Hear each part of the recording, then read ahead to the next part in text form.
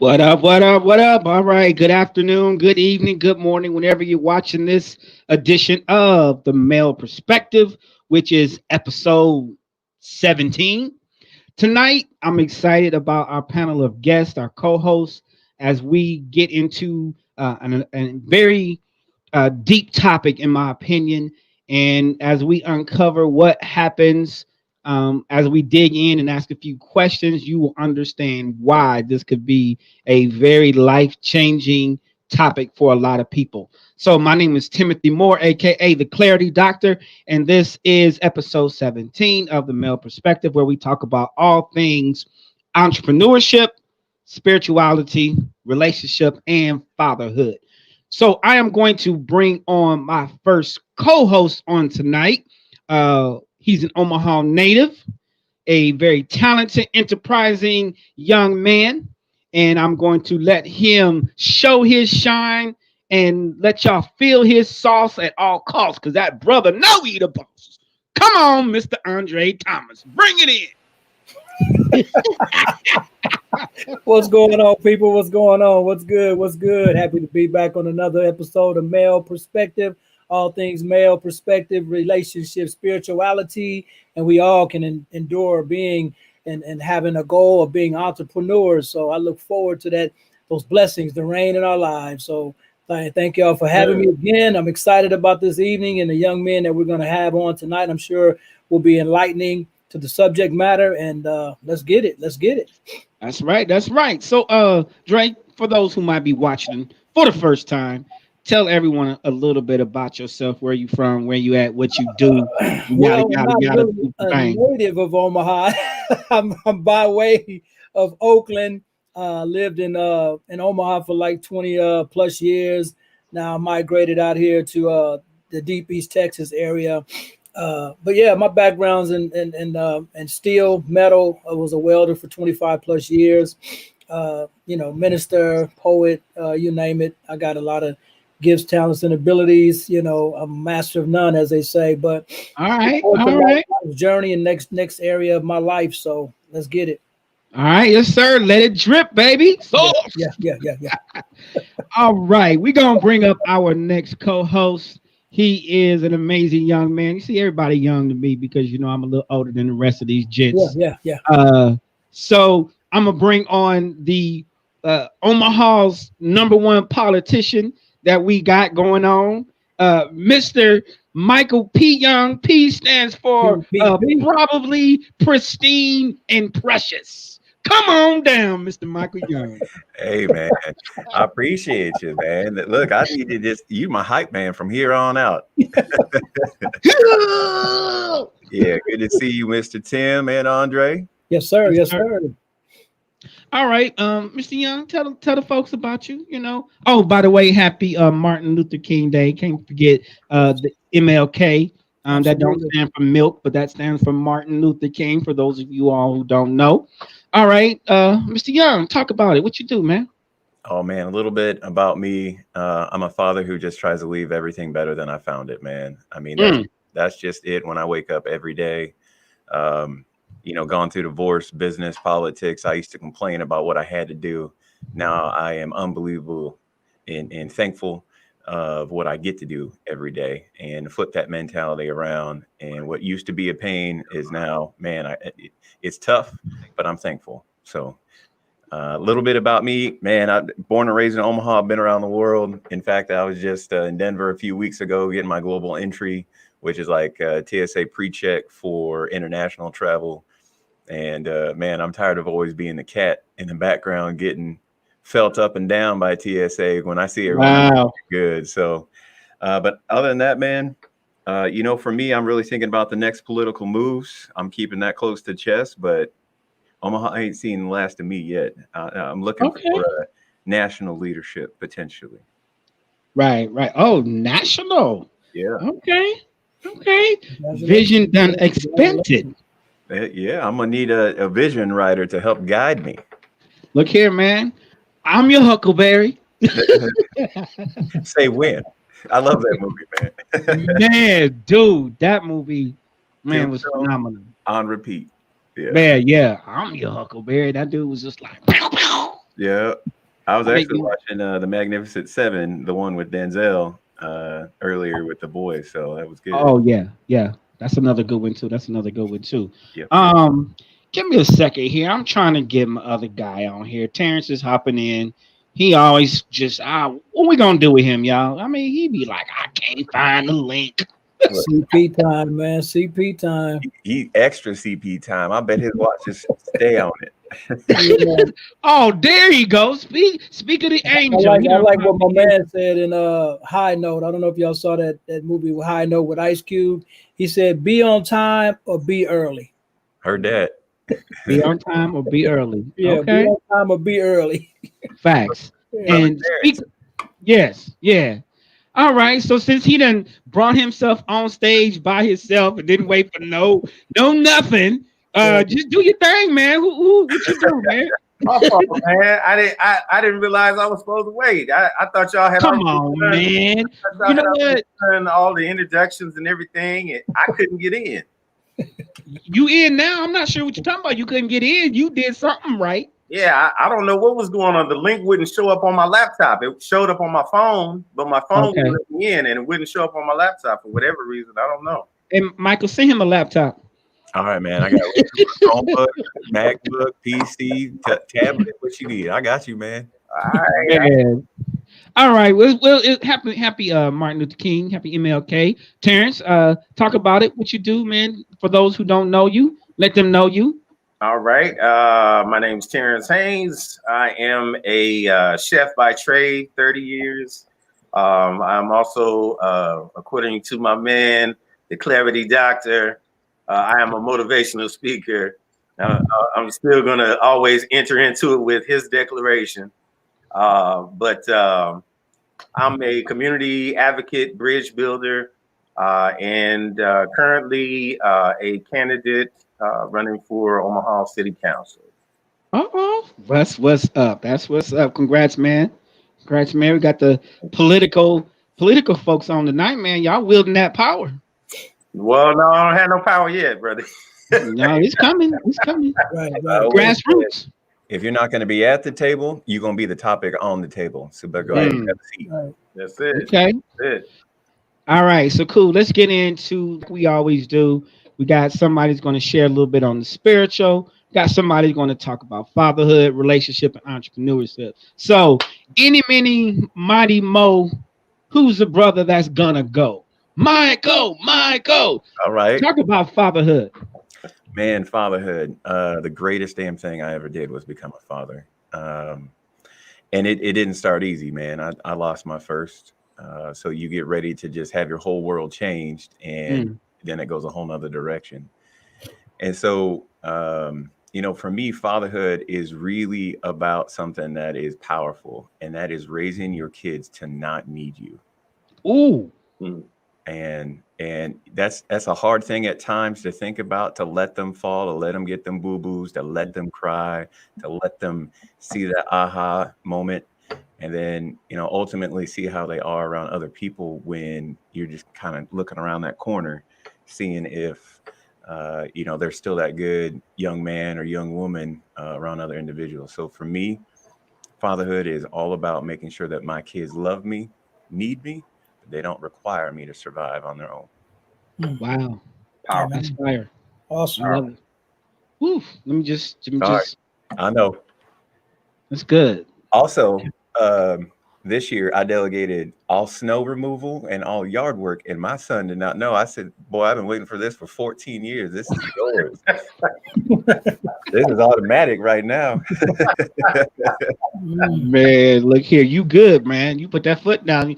My son, well, you know what? He not too bad. I ain't gonna lie. He gotta give him, you gotta incentivize a little bit, but he get out there and do it. Yeah, he does. Look, my new skinny ass can't deal with this cold, man. Look, I got gloves on, hats wrapped up. Might even have a little sip of yak to start from the inside. I can't deal with this cold no more, man. And you team light skin because you end up being pink while you out there. So Man, oh, we gonna do it like that? You gonna do me like that? Okay, all right, brother. I love you, man. Look here. But hey, I'll never forget growing up. I always wished I was light skinned. Man, I hated being dark, man. That was horrible. Man, this is the thing we need to talk about one day. You're either too dark or too light, right? If you got the good hair, you wanted to wave, but if you had to wave, you wanted the good hair. Right. It's a brush cut. You always want what you can't have. You know, that's the thing about temptation, right? Man, facts. All right, what we got for us on the spiritual side, Mr. Haynes? Bring us something. All right. Well, let me see here.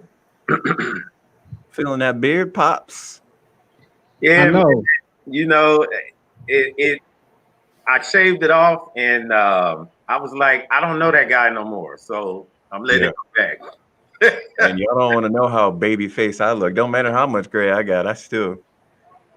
Andre, you bald, man? You shave up top? You got the No, I got plenty of hair up there, man. He said, I still got waves. My waves be like here, shoot. So, Receding like the ocean. What's that? so Receding like the ocean. right. All right, go ahead, man. We sorry. What you got? I'll share with you today this. The last place in the Olympics still gets recorded in history because you competed and you finished. Okay. So the way that equates spiritually, everybody in this race, as long as you continue in this race, you're going to finish this race. It doesn't matter whether you come in last or whether you come in first, because if you finish, you're going to receive your reward. And it's recorded forever. Wow. I'm feeling that, brother. Okay. That's deep. I mean, yeah. If you don't start, you absolutely can't finish. Can't finish. If you don't quit, you won't finish. Ooh, see, look at y'all. But look, what was it? Dr. Ricky Bobby, he said, if you're not first, you're last. I got jokes. That's all. Wow. Look, I'm in quarantine with my kids. Y'all pray for me. This is adult time. I'm happy. Yeah, that's good. That's good. We feel you, man. All right, Dre Thomas, bring us something on relationships. What you got? Relationships. Well, just take it a day at a time, man. I mean, I think it's just going back to the fundamentals. And I was talking to the wife the other day, and I said, I don't ever want to get beside myself to think we've arrived at any particular place. What can we do, or what can I do to make life a little easier for you every day? And I think just keeping the fundamentals at the forefront of your relationship and never take that person for granted. It's hard to do because we're here with each other every day, and you know what I mean? So you get complacent in your love languages and what you express to your spouse or your loved one.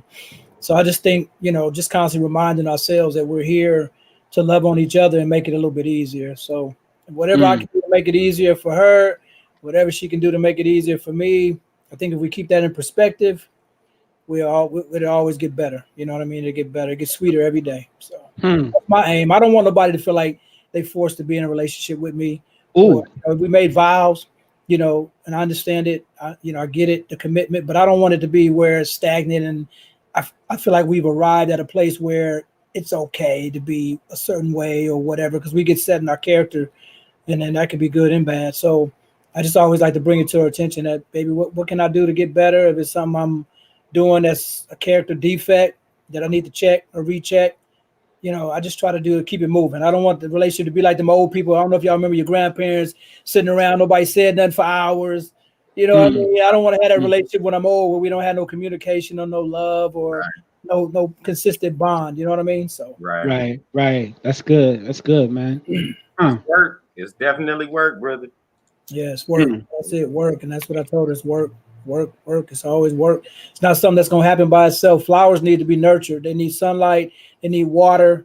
Love, these the same things. And I think we as men and women, we lose sight of the goal. We don't nurture our relationships. So we think it's going to just grow and become a beautiful thing on its own. No, we got to constantly water it, give it sunlight, give it air so it can breathe. Whenever we take it for granted, it's going to wither and die. And it might already be dead. Wow. So That's Don't let me good. talk because I can keep going. Y'all want me to go in? I can go in now. No. Hey,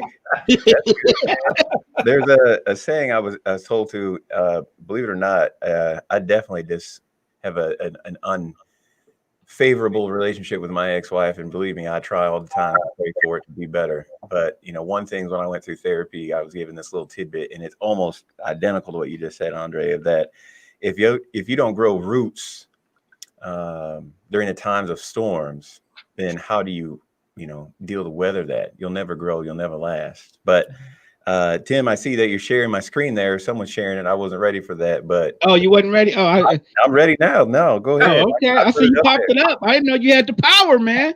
Look, I'm ready, man. I didn't. Nope. So this is a little thing for me. I'm a little heavy here in this picture, so please pray for me. But this is about 4 years ago, y'all. This is actually my body right there, and this is over my heart. And the reason I have this is a quote from Dr. Martin Luther King Jr.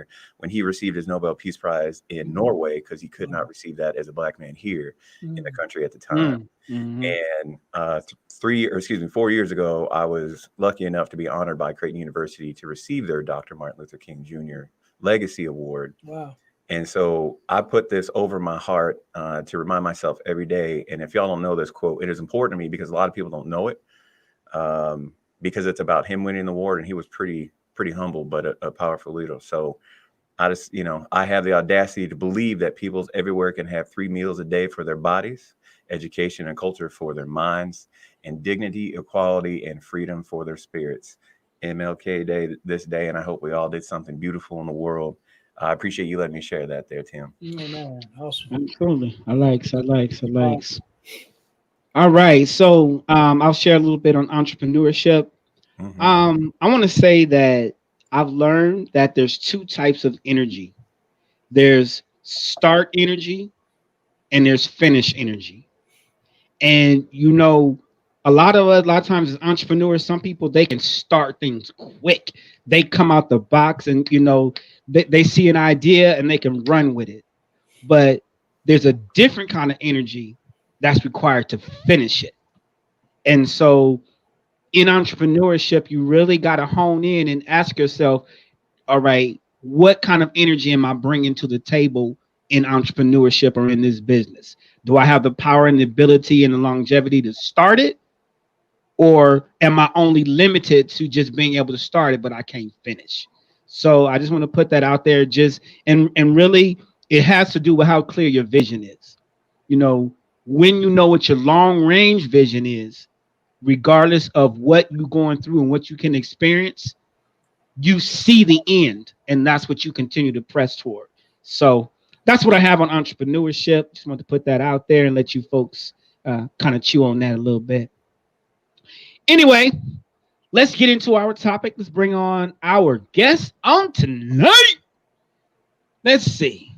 Any, meeny, miny, mo. Which brother is gonna go?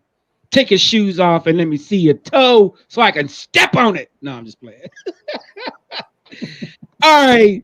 You corny, bro. You corny. Man, look here. You wish you could flow like me. I be dropping these apples from a tree because this roots, they go deep. Look here, brother. Come on, man. The history behind that song, right?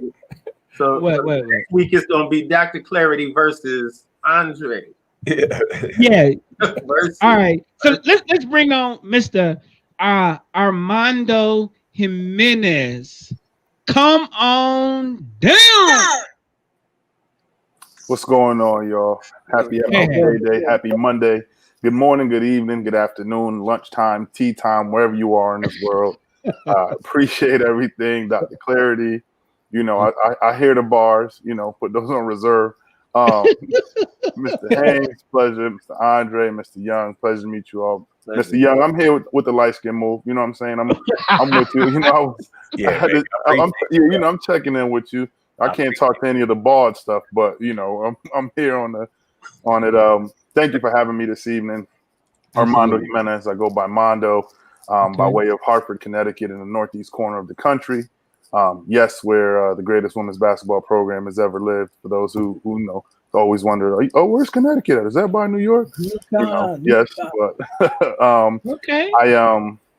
I am blessed and fortunate. I serve young men. I am a head of school at a private, independent, free tuition middle school for students of color in my hometown, and that's my purpose. And I've been blessed to sit in that role. So being on this call this evening is talk about timing is perfect. This call, this topic, this subject, and connecting with you gentlemen and all of our listeners who are here, couldn't be any better. So thank you for having me. Absolutely. Appreciate you, man. Thank you for that, man. Amazing intro. Loving what you do, man. So, as an icebreaker, if you had a theme song, what would it be and why? Drop that beat. If I had a theme song, okay.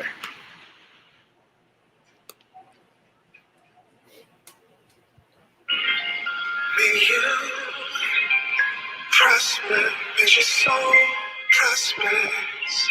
May your heart forever be in posture to receive the mercy and the glory from above. Oh, I spoke to Yahweh, I've been meditating. He told me that heaven's waiting. I told him I'm hesitating on some things. He told me, Kinfolk, don't be foolish. I can go all day with that. For those who don't know, gentleman from Houston, Texas, named Toby Anigwe. Been rocking with him for almost about 2 years or so. He's underground, been making big moves lately, but the name of the song is Prosper. And the song starts off with basically him speaking, saying, may you prosper as your soul prospers. May your heart forever be in posture. And and it says to receive the mercy and the glory from above.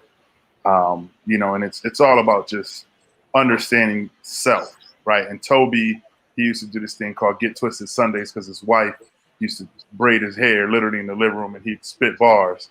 And just came across my Spotify randomly one day, and he's someone that I actually really enjoy listening to because he talks about things that I think are really relative to. Bless you, my love. And this song just prospers. It relates a lot. So that would be my theme song. Awesome, man. I love it, man. And look here, I'm sure loving that. Bless you, my love. Woo woo, man. I'm loving that, man. Shoot, teach us. So, we appreciate you, man. Thanks for jumping on the scene and doing what you do, being the shining star that you are. Next guest, I'm excited. My fellow ego fly high, right. Mr. Me Fi Me. Let's bring him on, Mr. Preston Hogan. What up? Grand Rising. How we doing? P. Hogan. What's up, Press? Good, man. Good. Long time. Nothing much. How we doing? And hey, Tim, can I correct you on something, Tim? Oh, absolutely. Okay. I can't hear you. Say what?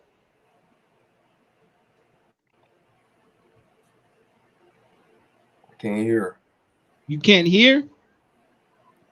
Now I hear you. Okay. I hear you now. So you said Mr. Me Fi Me. That's Five Side Fail. Come on, man. Get it there right. You go. Look here, Five Side Fail. Me Fi Me. Yeah, that was our little made-up fraternity in high school. Made-up fraternity that we had in high school. Yeah. But yeah, good to be here. Good to be here and see you all.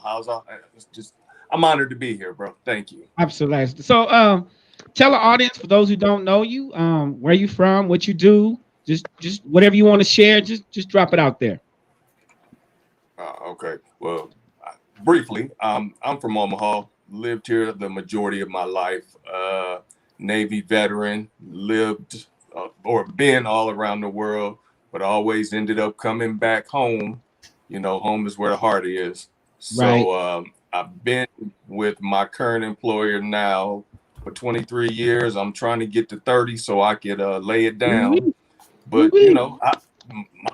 simple story, man. Simple story. I'm a simple person, man. I just try to stay out of people's way, like I told you earlier. Right, just right, with everything going on. Okay. Just trying to maintain. All right. Appreciate you, man. Appreciate you going on. Like I ask everyone who first comes on for the first time, if you had a theme song, what would it be and why? And go ahead and drop that beat.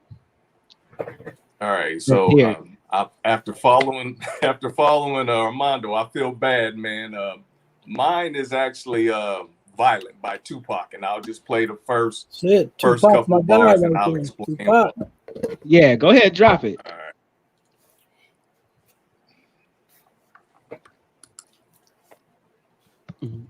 And of course, now mine is actually "Violent" by Tupac, and I'll just play. See, it won't play now.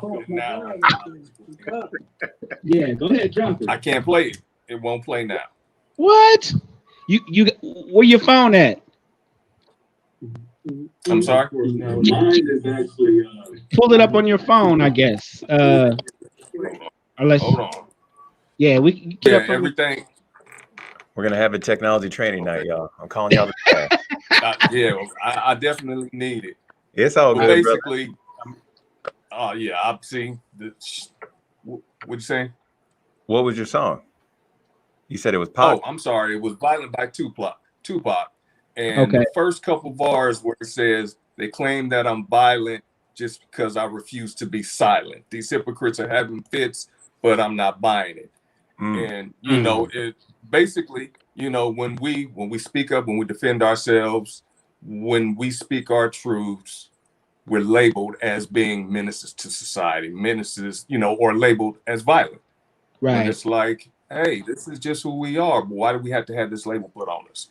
And I can really relate to that because, as a younger person, I was very outspoken and, wasn't one to just lay down. So, I'm labeled as, a menace. And so that's why I chose that song. Sorry, I couldn't play it. Technical difficulties, but yeah. No. Somebody dropping it? Yeah, somebody dropping it. Got it. Somebody found it.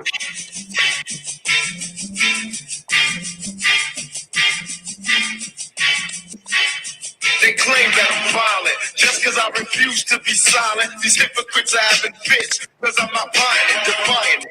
Envious because I will rebel against any oppressor and vicious no one self-defense.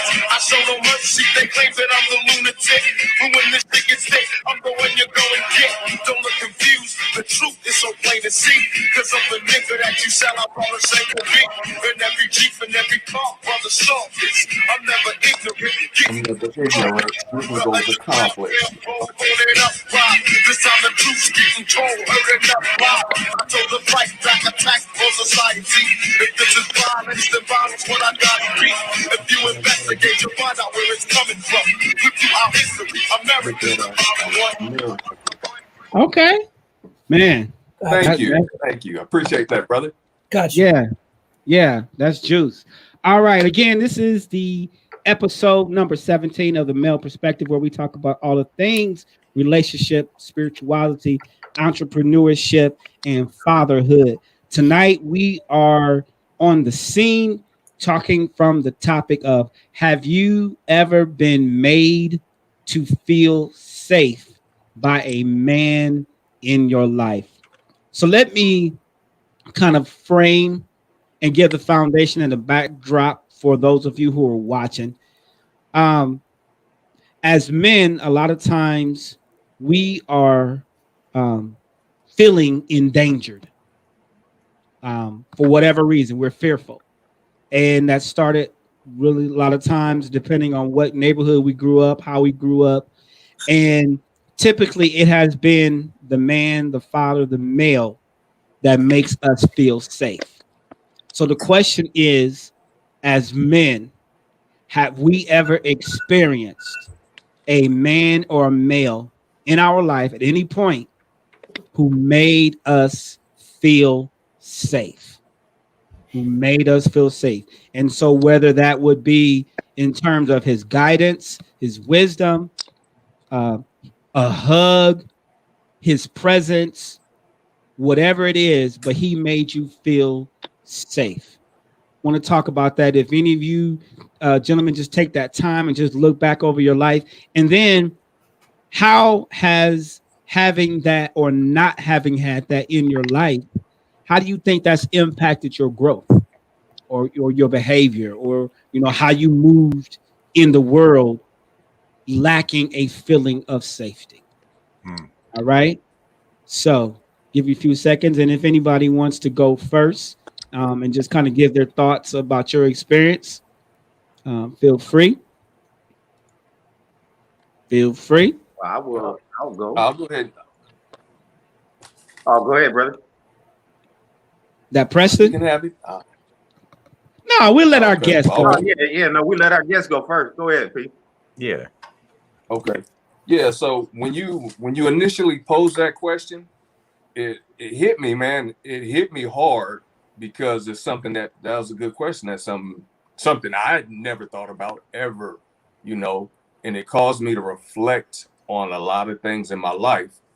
But what I came to the conclusion of was that my grandfather was that person that, with my grandfather, I was everything. I could be everything. I could be anything I wanted. And he passed away when I was 7 years old. So I had to go back, I had to dig for that. But what I realized was, he told me that I could be anything, whatever I dreamed, whatever I wanted, I could attain. So it took me to when he passed away, everything changed. And again, this is, you tapped into that feeling or thought for me, where I, not knowing, unconsciously knowing from the age of 7 or 8 on, I was in fight or flight. I was, you couldn't tell me anything. My mother couldn't tell me anything. Uncles, they couldn't tell me anything because I had all the answers. I didn't care. I bucked the system, so, but at the same time, I didn't feel loved.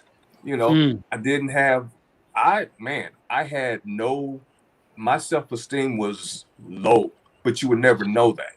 If you knew me, I had it all together. I was sharpest nail in the toolbox, but I didn't. And it was, like I said, reflecting on it after my grandpa died, man, now it's on me. Even though I'm a shorty, I got to figure this out. Nobody could tell me anything, but him, and it would not a day went by that he didn't tell me he loved me. He actually used to sing the song, telling me he loved me. And really took me to my first football game, and I wanted to be a football player. Hey, you can be that. And for my talent, I probably could have been, but my head wasn't there. But you wouldn't know that unless you really knew me, which I never let anybody in there. So I would say that after Grandpa passed when I was 7, man, I was just basically out there. I'm 52 now. But honestly, it took me till probably in my mid 40s to really figure out that this facade that I'm putting on, this, this thing that, I want everybody to think that, P got it together. P is on top of his game. Man, no. Why? Because caring what somebody else thinks about you will literally kill you. If not physically, mentally, it will. Emotionally, it will. And it took all those years, failed marriage and, failed ventures, because I wasn't being authentic with myself, so it did. And I will say this, I did have a father figure in my life, but he was more of a friend, So when I reflect, I have good memories of him, but he was more of a friend. Didn't push me straight when I got out of line, just kind of told me what I wanted to hear, which, it really didn't help. I love him, but it would have to be my grandfather, man, because, with him, I was everything. When he was gone, I was nothing inside, but I wanted to portray that I was everything. Man. So let me ask you this. That's my story. Huh? Man, that's powerful, brother. Man, I know we all like got some, man, like we like, I'm on that. But Yes, sir. when I hear that, so when he died, so I'm guessing no one at 7, no one really counseled you, spoke to you, covered you in any kind of way. You were just kind of out there on your own to deal with his death. Is that kind of what happened? Yeah, basically, yeah. He died, you go to the funeral, you move on. You know, and back then in 70, 75, you know, we didn't have therapists and counselors that I know of, you know, Right. so And when black nobody people talking were to you. really, there was no talk about it. You know, I couldn't even go see him at the hospital. Mother just told me he died. Next thing I know, there's a funeral. And life goes on. And you know, he was my guy. Like, so I don't know if y'all familiar with the Stage 2 bar. Yeah. Before Frank Daly bought it, it used to be called the Flamingo. So I would go into the Flamingo with him during the day because he was retired, but I would go in there with him and play on the piano while they, you know, the fellas had their little drinks or whatever. I mean, we were that, you know, he was everything to me, took me everywhere. So yeah, it just kind of everything then stopped, you know, and then it's just, hey, you know, life goes on, you know. Right. Yeah. Right. Man, appreciate it, bro. Appreciate that. Man, that's good. Appreciate you sharing, man. Yes, yeah. sir. Oh, thank you. No problem. That was a powerful question, you know. Yeah. So I appreciate. I'm just, man, this is so good, man. Just because, you know, just all the thoughts, and you know, like you said, it makes you reflect on what you have missing. So let me ask you this: along that journey, then, were you, how aware were you of his impact along the way? So you knew he was gone. So I guess when I'm hearing nothing ever kind of spoke to you, or zero, like. No, because as a young black kid, trying to find myself, everything happened so fast. So it's just like I said, one day he's there, next he's gone, and it's just you keep moving. He's often in my thoughts, but again, like I said, it's just like, hey, you keep moving, and you know, if I had held on to his words throughout my life, you know, life would have been a little bit different, but you can't go back, you know. So, so you had his words, but when he left, his words left. You let them all slip away. Right, exactly. Exactly. Okay, that's good. The power of words. That's good. All right. Anybody want to chime in on that? Go ahead, Mr. Haynes. I know you were. We'll let our guest go first. Go ahead. Preston, man, thank you for sharing. I was raised by fabulous women, phenomenal women, right? My mother, my grandmother. I was born and my dad wasn't there, right? My uncles were in and out of jail. Some were running the streets. But I've always been surrounded by just amazing women. And when Dr. Clarity had connected with me over a call last week, we talked, and he asked me the question, told me the topic, and the only person that really jumped to mind was a gentleman he was a former colleague of mine, but now is like an older brother. I've known him maybe 3 years out, maybe 8 years. And if he called me at 4 a.m. and said he needed me to be there in an hour, I'd be there in an hour. Mind you, he's 6 hours away, right? But I think the question of has there ever been a male that made me feel safe, and Preston, you talk about like the words. I grew up very rebellious because my mother raised me her entire life by herself. And I was a big athlete. I played football, basketball, and baseball. I was a Boy Scout. And I'd go to the fields and the courts and the gyms, and everyone's dad would be there with them at practice, would be but my mom would be there. She'd be the only mom there. And I think my biggest challenge was growing up to say, man, I don't ever need my dad. For what? Like, you know, I'm doing this without him. Like, I'm better than my siblings, right? I'm doing this, right? Like he over there struggling, right? And he wish he had a son like me, right? And my mom never badmouthed him, and you know, and a gentleman by the name of Damon Himes, he was big bro to me, who was my colleague.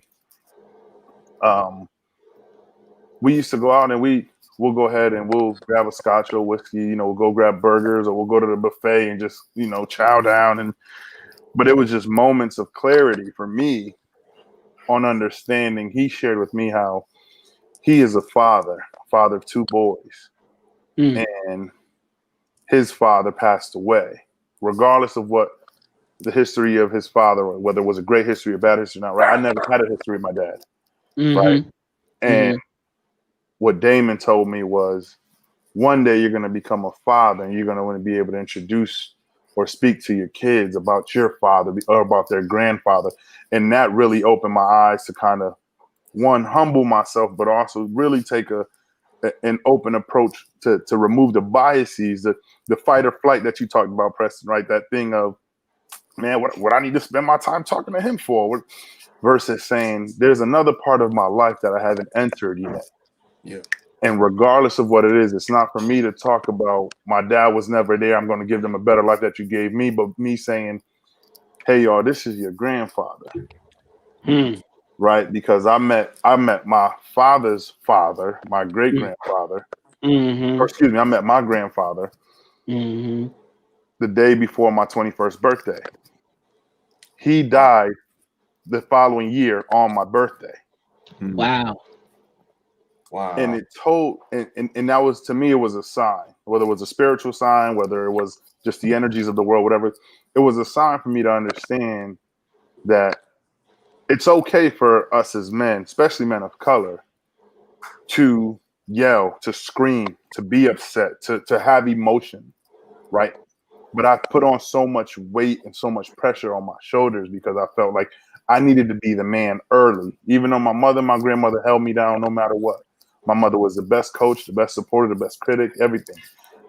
And in my role now as a school leader for young men of color, I never know if I am that person that hugs one of my students to say, I love you, I appreciate you, because I don't know if they're getting that at home or if they've ever gotten that before. So to your point, Preston, those words that Damon shared with me, and even till this day, you know, when I transitioned out of my job and I was doing really well, when I moved back from DC back home to be with my family, one of the things he told me, he was like, you know, be mindful of yourself, right? Keep your cup full. It's hard to fill other people's cup when yours is empty, right? And I had a good friend of mine tell me, you know, little less Superman, a little more Clark Kent. Wow, that's good. Yes. Right. And it was really about understanding that as a man, it's okay to, you know, sometimes you got to make a couple trips back to get the grocery bags. You know, we like to grab all 14 bags in one trip.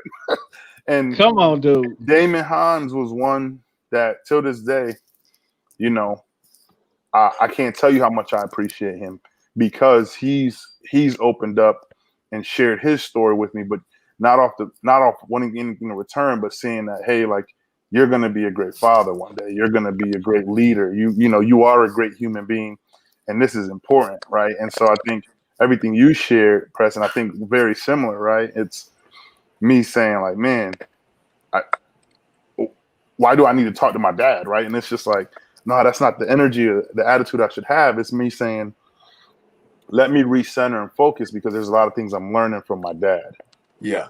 Right. No, absolutely. So, I appreciate you both sharing on that. And, you know, the fact that you just turn around and question these young men that you're working with, Mondo, about, you know, giving them that type of love and affection and support in those daily, just little gestures. I mean, we all remember those little tidbits, those gems that you carry on the rest of your life. And, you know, whether you realize it or not, that was you being a sponge as a child. When the fact that you're questioning that now, whether you should or not, knows that you know exactly what that means. And on the flip side of that, I mean, I'm not trying to sound cliche on it, but it's the real talk that I try to live my life with. and especially with my kids, be that person you needed as a child. That's how you level it up. And man, it sounds like y'all both doing it, just turning back around and who you were. So I appreciate you both from my heart sharing your stories. Because, from me, I mean, my pop. Hold on, give me 1 second. Are you going to share? I want to make sure. Terrence, he was up next. Oh, yeah. No, look, y'all know I have to be talking. No. Go ahead. Go ahead. You sure, Terrence? I know you fool. I don't want you to lose your point. You got that grade. You're a little older now. You might forget You cold, man. No, let that brother's feelings go, man. Yeah. All right. I appreciate that. No, you absolutely right, Tim. It caught me with what Mondo and P were sharing on that. For me, and it goes kind of similar to P. I had lived two parallel lives, just because of how my life was. I was this badass in the school because we too broke to play any sports. Couldn't even get anywhere on my Cadillac. Okay, that's what we called the bus system back then. And then there was nothing else extra to even spend on anything. So couldn't get to the Y or couldn't get to Boys and Girls Club and things like that. And my father died when I was 5, and I filled the void. And since then, I've been the patriarch. But there were two men that really stood up to me. And when you asked about this, one, I hope he's watching, but it's my brother. It's actually my half brother, RJ. And at a time, we're 10 years apart. So at a time when he's leaving high school, already dealing with the stuff that I was already dealing with in my house, he was already like throwing his hands up, building his own life. And he turned back around, and when lights were off or there wasn't food, he had a couch. He picked me up, gave me a meal. He was there, and he'd be the first person, and now he'll ask me my advice, which is really a different role reversal. But I love him, and I think I'm the only person that hugs him and makes him cry, just because I'm the only shoulder he's got at times. Outside of that, is another cat. I still call him Pops. Not dad or anything like that, but my mom tried to do babysitting on the side, like all moms try to do, a little hustle. And there was this cat, we called him Big Nick and Little Nick because he named his son after him. And he taught me how to play size. He taught me how to believe in myself. He's the first person who showed me what bench pressing was. Here I am, 14, 15 years old, benching 2.5, 250, and had no idea how strong I was because my mind, like P said, was somewhere else. And man, it was something. So for me, those would be the two men. Outside of that, I try to make sure I'm that for anyone that's me. So, chance for letting me go. Appreciate you. Oh, that's good. So let me, Terrence, I'm gonna let you go in just a second. I'm gonna put this question out. So, make him feel safe. If anyone has ever, ran in the streets and had a gang, would you count that as part of the safety that you felt growing up by being in a gang? Anybody showing their hands? Where the safety of a gang made you feel safe? I mean, at my naive ability, yeah, I did. But the reality is, you look at it now, what these kids are looking for, they're just a sponge trying to look to be something bigger than themselves. And for years, I'm gonna lie, I had no idea how big and strong I was for a long, long time. And I got my ass whooped because I wouldn't sit down with no claim because I wasn't gonna mess up school. So, back then, and we all know what Omaha was like in the 90s. If you ain't with them, you're not with them. No matter if you ain't flying another color. And, there was a time where I knew what neighborhood I'm in. I'm not going to act dumb. I'm going to wear the right color. But outside of that, I had to quit. It was too much stuff. When I had boys wearing J's and bomber jackets that I'm putting in the ground, it lost its appeal to me real quick. Wow. Terrence, go ahead. What you got?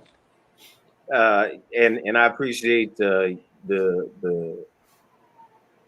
different perspectives that each one of you brothers shared. It's just a blessing to be able to sit amongst men and be able to have these conversations because it's something that not only is necessary for perspective, but it's also necessary for healing. We have a lot of broken men that are running around, and simply being able to share and be heard could change a lot of that. It could help a lot of people. It could heal a lot of people. So I appreciate y'all. You know, I had kind of a strange upbringing because I did have a father in the home. I also had 2 older brothers. I also had 8 uncles. And as I'm listening to everybody, you know, share their perspectives and their backgrounds, I was just thinking to myself, it's strange that I never felt any of those things with all those men around. Wow.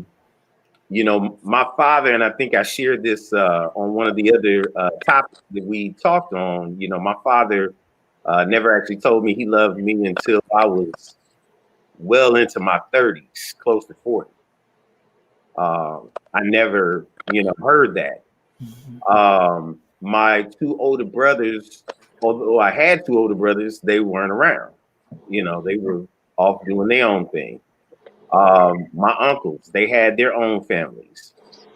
And so I didn't grow up with a feeling of a man making me feel safe. I had a, how can I put this? A perspective of safety in my last name.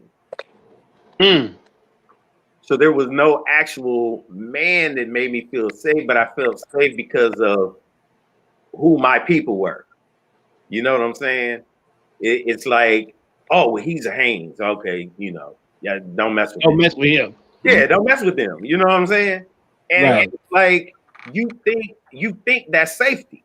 It feels like safety. Yeah. You know what I'm saying? It feels like, you know, a hug. It feels like a smile. But wow, the reality is it's a facade. You know what I'm saying? It's a paper building held up with sticks. You know what I'm saying? It has no foundation. And when all of that runs out, you're left with all of your feelings and your emotions. Yep. And how do I deal with that? You know, I didn't realize I was a broken person until after I was a divorced man. You know what I'm saying? I mean, like Pete was saying, you know, you feel like, you know, I got it all together, you know, and everybody looks at you like, you know, oh man, you know, he got it going on. I remember cats thinking, you know, my people had money or something like that. I'm like, you just don't even know, man. We got holes in the walls, holes in the ceilings, no screens on the windows, rats running around. You know what I'm saying? It's like you have no idea. But because I was able to keep the outside together, everybody just assumed everything was everything. And it's really funny because, like I said, with having that, all of that emotion and all of those feelings that you have to later on deal with,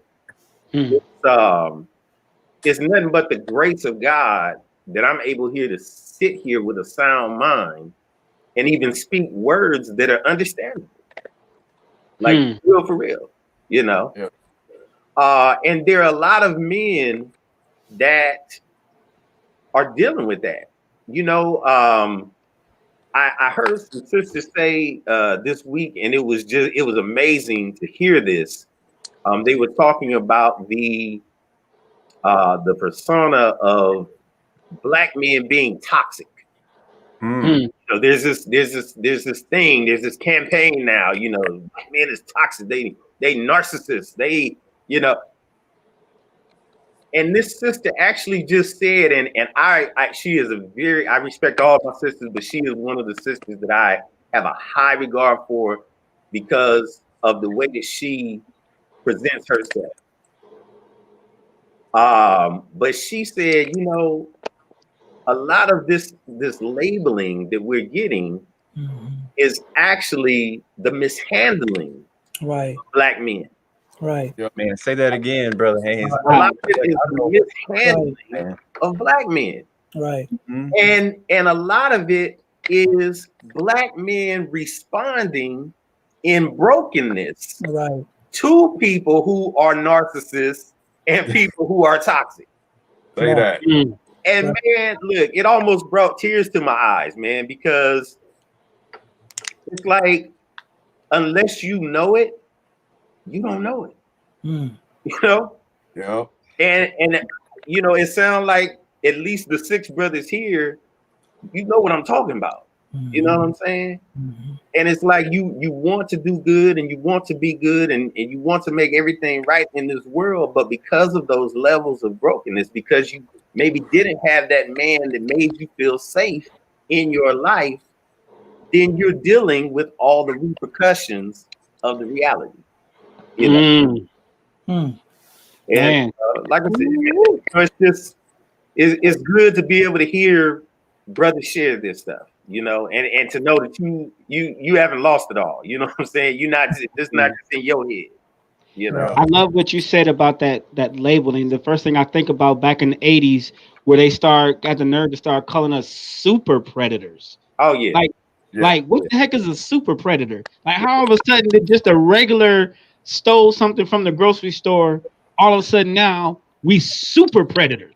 Like you just took us to the next level with one label. With one label. Everybody shouting out, you see a black man, he a super predator. Now like he got these powers and you know he can just come scoop you up and take you out. Right, right. Well, I'm gonna make this pact right now to all you other 5 brothers on here. I want to be a man to help make you feel safe, and I think we all agree that we'll all do it together. That's And powerful.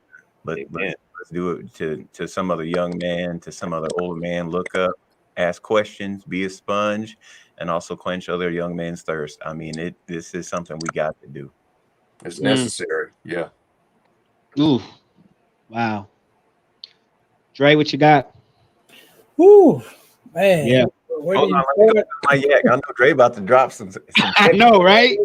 He been waiting. Where do you start or where do you begin, man? I mean, like, wow, such in-depth, insightful comments from all you brothers. I mean, I'm just sitting there soaking it up, from Preston to Armando to Mr. Haynes, Young. I mean, I guess it's, for me, man, the way I can identify not having that hug or that love from my dad was just, you know, I really couldn't pin down a time because he wasn't there. He was in and out and in. So it was kind of a painful, lonely journey for me, man. My mother was on crack cocaine for 25 or more years. So I kind of was a rebel without a cause. You know what I mean? I had the freedom to rebel, if you will, which is good, which is bad, because I didn't have any structure. I was looking for structure and love when I had male figures around me, but they were so preoccupied with their lives and circumstances, I didn't have no direction.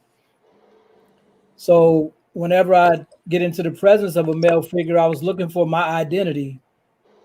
And I think I'd been looking for it for so long that you know, no one never put a stamp or a period behind who I was as a man. So I was searching for it in the streets, searching for it in relationships, searching for it, you know, with my predecessors. So I think it's, you know, it wasn't really, I think it was one particular time, I think I told my dad I loved him, and he kind of took it like a shot of liquor. Wow. You know, it was just like, you know, but I was looking for a response that I didn't get. You know, he really couldn't get the words out to respond to it. You know, I guess it caught him off guard. It blindsided him. So from that period on, I think it blindsided me because I didn't know where to get it from. You know, he didn't reciprocate it the way I thought he would. So I think I've never really felt safe up until one particular point where, you know, it was a young kid tried to punk me on the playground, and my dad was there. And for that first time, he stood up for me, and we went to the man's house, the man's father's house, and he said, "Your son gonna fight my son." You know, and for that day forward, I think it was no fear. And I think he put a stamp on me as a man, like, don't never take down the no man, whoever they are. So I think that was a safe place at that moment in my life, even though it didn't continue to feel safe beyond that point. But I felt like there was a stamp of approval for me as a young man. You know, don't back down from conflict or confrontation. So I think it's hard, and I think a lot of what Mr. Haynes shared, Mr. Preston shared, and Mr. Jimenez shared, it's hard, man, because when you're raised up in different environments, hurt people, man. You come from a broken place, so it's hard for you to carry that on, and there's such a high expectation for us as men when we're labeled a man, when you get beyond your formative years, your preteen years up into an adulthood, there's an expectation there. But if you don't have any template, if you will, if you don't even have a blueprint to follow, what do you go by? The slate was blank for me. I didn't know what it was to be a man or a husband when I married young, even after having 2 failed marriages, you don't know what that is or what that looks like or what the responsibility is, having kids, there was no blueprint. There was nothing there to follow beyond, other than a drug addicted mom, you know what I mean? So for me, man, I think it drove me almost to the place of insanity. I've been coming through being in 4 mental institutions. Mental health became an issue, so man, you're looking at a brother that went through it in my mind, in my soul, in my spirit, the inner struggles of being in that environment and trying to get through it and not having nobody walk you through it and help you understand. That was a struggle, man, because you had to deal with it alone. So it was a kind of a solitary place for me as a man, not having someone to identify who I was as a young man, to give me the hug and give me the love or give me the license to be who I was. So I think it's hard to reciprocate that in even my 4 daughters' lives because I didn't have it. So, but I knew how to give it. I knew how to give it out because, I thought that's it would come back. Maybe if I gave it out, then it would come back like a Frisbee. You throw it, it come back, but if they don't know it and if they don't identify with it, they don't know how to give it. Mm-hmm. So I think it was a constant search, man, to get to the point of how to find a safe place. I don't think I really had it, man. I don't think I've ever had a safe place, being in and out of different homes and different environments, man. It was never really, I always had anxiety, man. It was just a constant place of anxiety, man. So it's hard to pin down or pinpoint a place of safety when you're always in survival mode. So as a young man, I think I was always in survival mode and trying to just get through it, man. So the struggle is real, you know what I mean? And even to this day, it's still real, and relevant. And I think that's what it is with us as it begins to play out in our relationships. As Mr. Haynes said, people think you got it all together. They see you dress in a certain way or you can carry yourself in a certain fashion that you have it all together, but inside you're broke, you're hurt, you're searching for answers yourself. And I think this place or this platforms allows us to be transparent enough to come on out and breathe. You know what I mean? Like women need to exhale, but men need to exhale. And I think this allows the opportunity to exhale. Wow. Had an opportunity to do this. And so, man, I appreciate the opportunity, gentlemen, to be able to exhale. So it allows us that platform to do that. Powerful. Appreciate you, Dre. That was beautiful, man. Thank you. Yes, sir. Wow. When I heard you talking, this is what I saw. With no license to be who you are, you copy everyone else. Mm-hmm. That's that identity, and I even look back when my dad divorced my mom when I was 8, but I do remember him prior to those times creating a very safe place. I remember he was a MAP bus driver. I would ride the bus, sit in the front seat. He would introduce me as his son. I mean, he validated me. I mean, rode up and down on the number 2 up and down Dodge Street, bought me snacks. And, it was just a joy watching him operate. He was a talker. I mean, everybody got on the bus. They were like, "Hey, Big Mo." And, he would I would just watch and be like, wow, that's my dad. But then, man, when they got a divorce, shoot, gone. And then from then on, it was really a struggle of like you said, identity.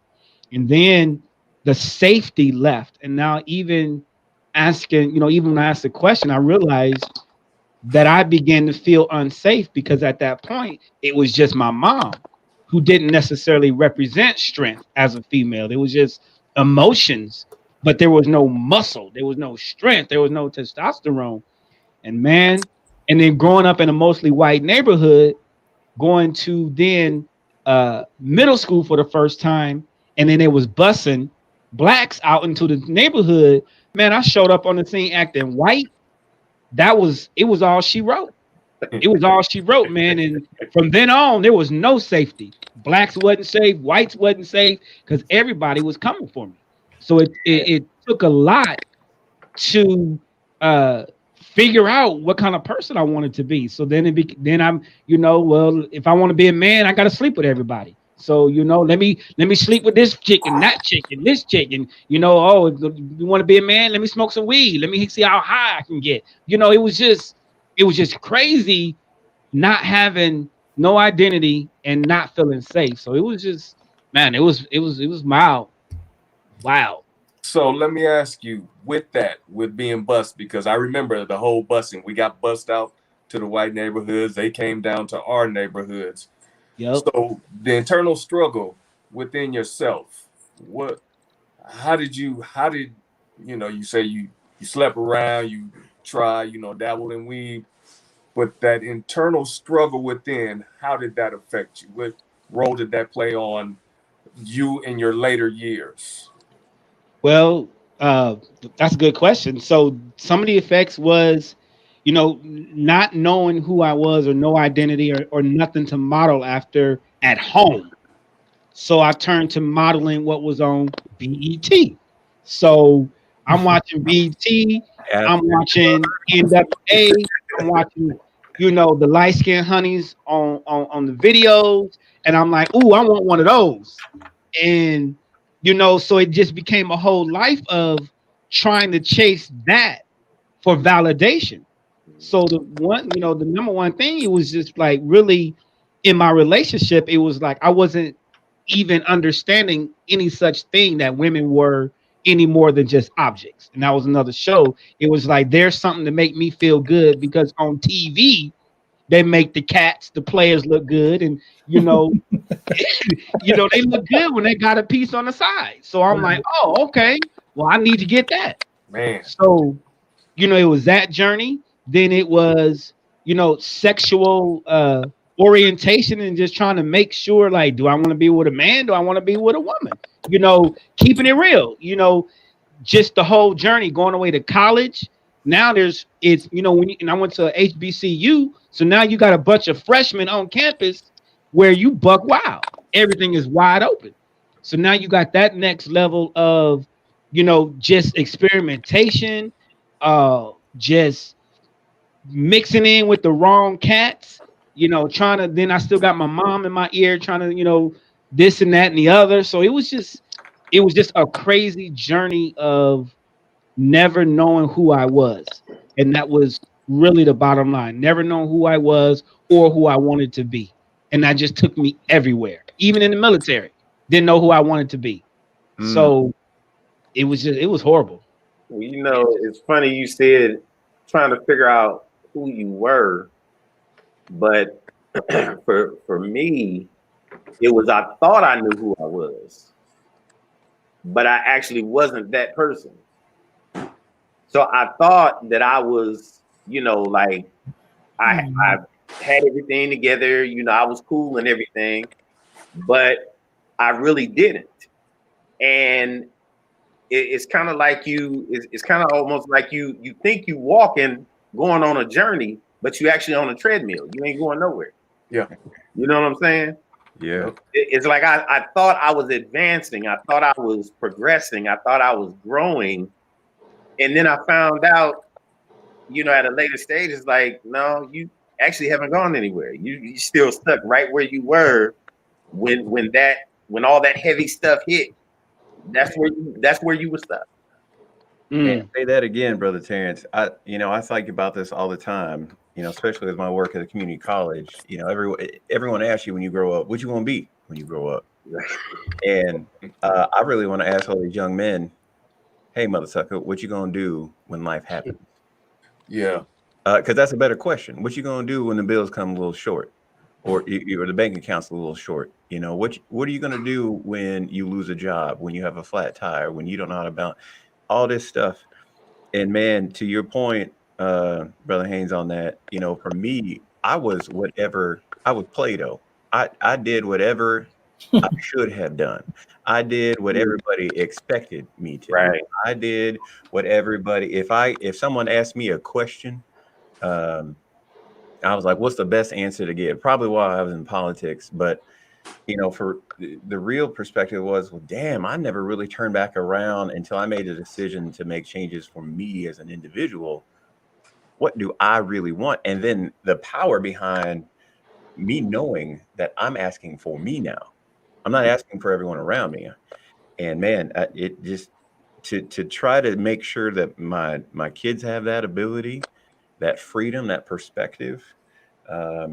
I think right now they enjoy a little bit in Omaha saying, you know who my dad is, my last name. So they get that little warm hug blanket, Mr. Hayes. But man, it for me, I didn't know how to be me back then. And I talk about a lot of my work with youth, especially even with Carol's House of Hope, where I'm on the board of the unchecked male. And that unchecked male, I mean, you think about a lion, right? I mean, you got a lion cub. His first role is to be king of the mountain.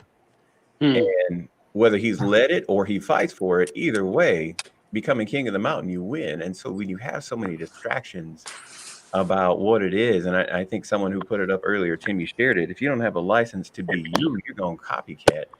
And if you see someone do it before, you're going to try to copy it. And for me, I definitely went through that as a child. I tried to be the most vanilla, safe person that I could, just because I didn't want to disrupt it, because I wanted out. I wanted out of that lifestyle. And, Tim, you talked about, dealing with, you weren't safe, white or black. Brother, imagine being both. And then, hell, until the last 5 years, I never even got to actually check my ethnicity on a job application. Wow. But anyway, I digress, man. I know we got questions. We got something up there. Yeah, if I could touch on that, it's so for 2 points here. Young, I see you brought the muscles out. I don't know what's going on in my office, man. It was just yeah, a hot flash. First you were on a plane. Now your plane has landed and you on a beach somewhere. So I respect it. I gotta have dreams during COVID, man. Second, and I definitely want to be respectful of the question, but somebody mentioned, we talked about it. I think Dr. Clarity, you mentioned like TV, right? You wanted to see what was on BET and stuff.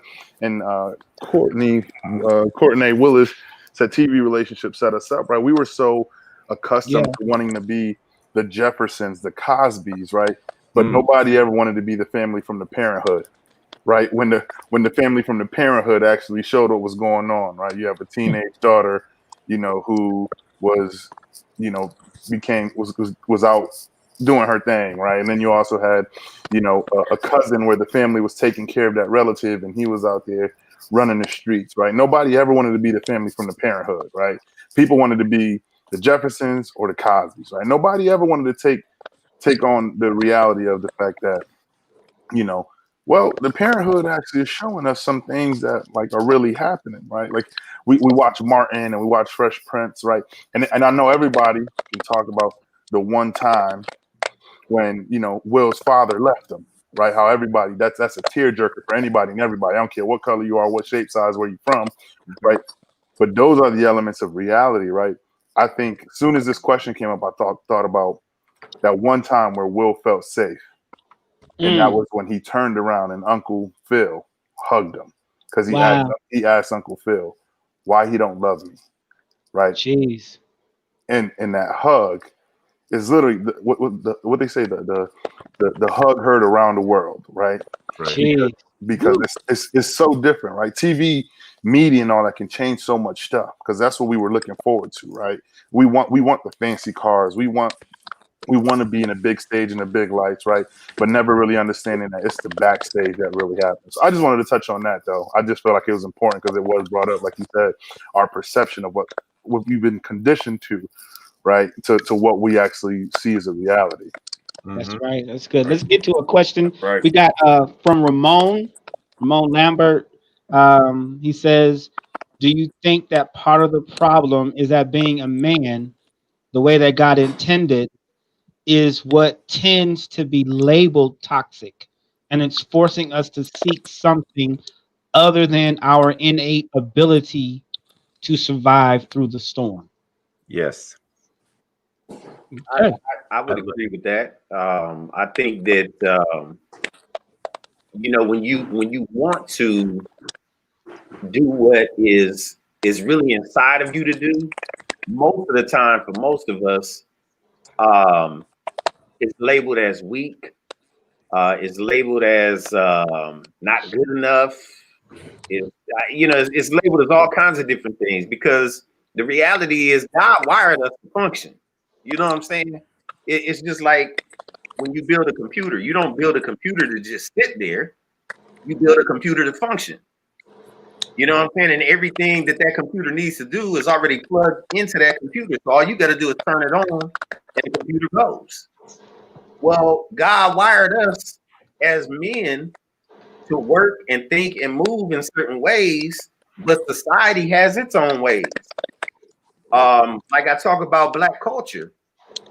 We don't actually have a Black culture. There's no such thing as Black culture in America. The culture that we have is all based on either what we were forced to do or what we were told was our culture. You understand what I'm saying?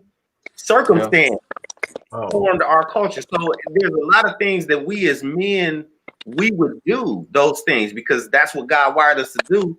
But circumstance, culture, and society says that's a no-go. You got to do this. Man, I got some hard feelings on this, gentlemen. May I? Well, can I join in on that before y'all get too far ahead?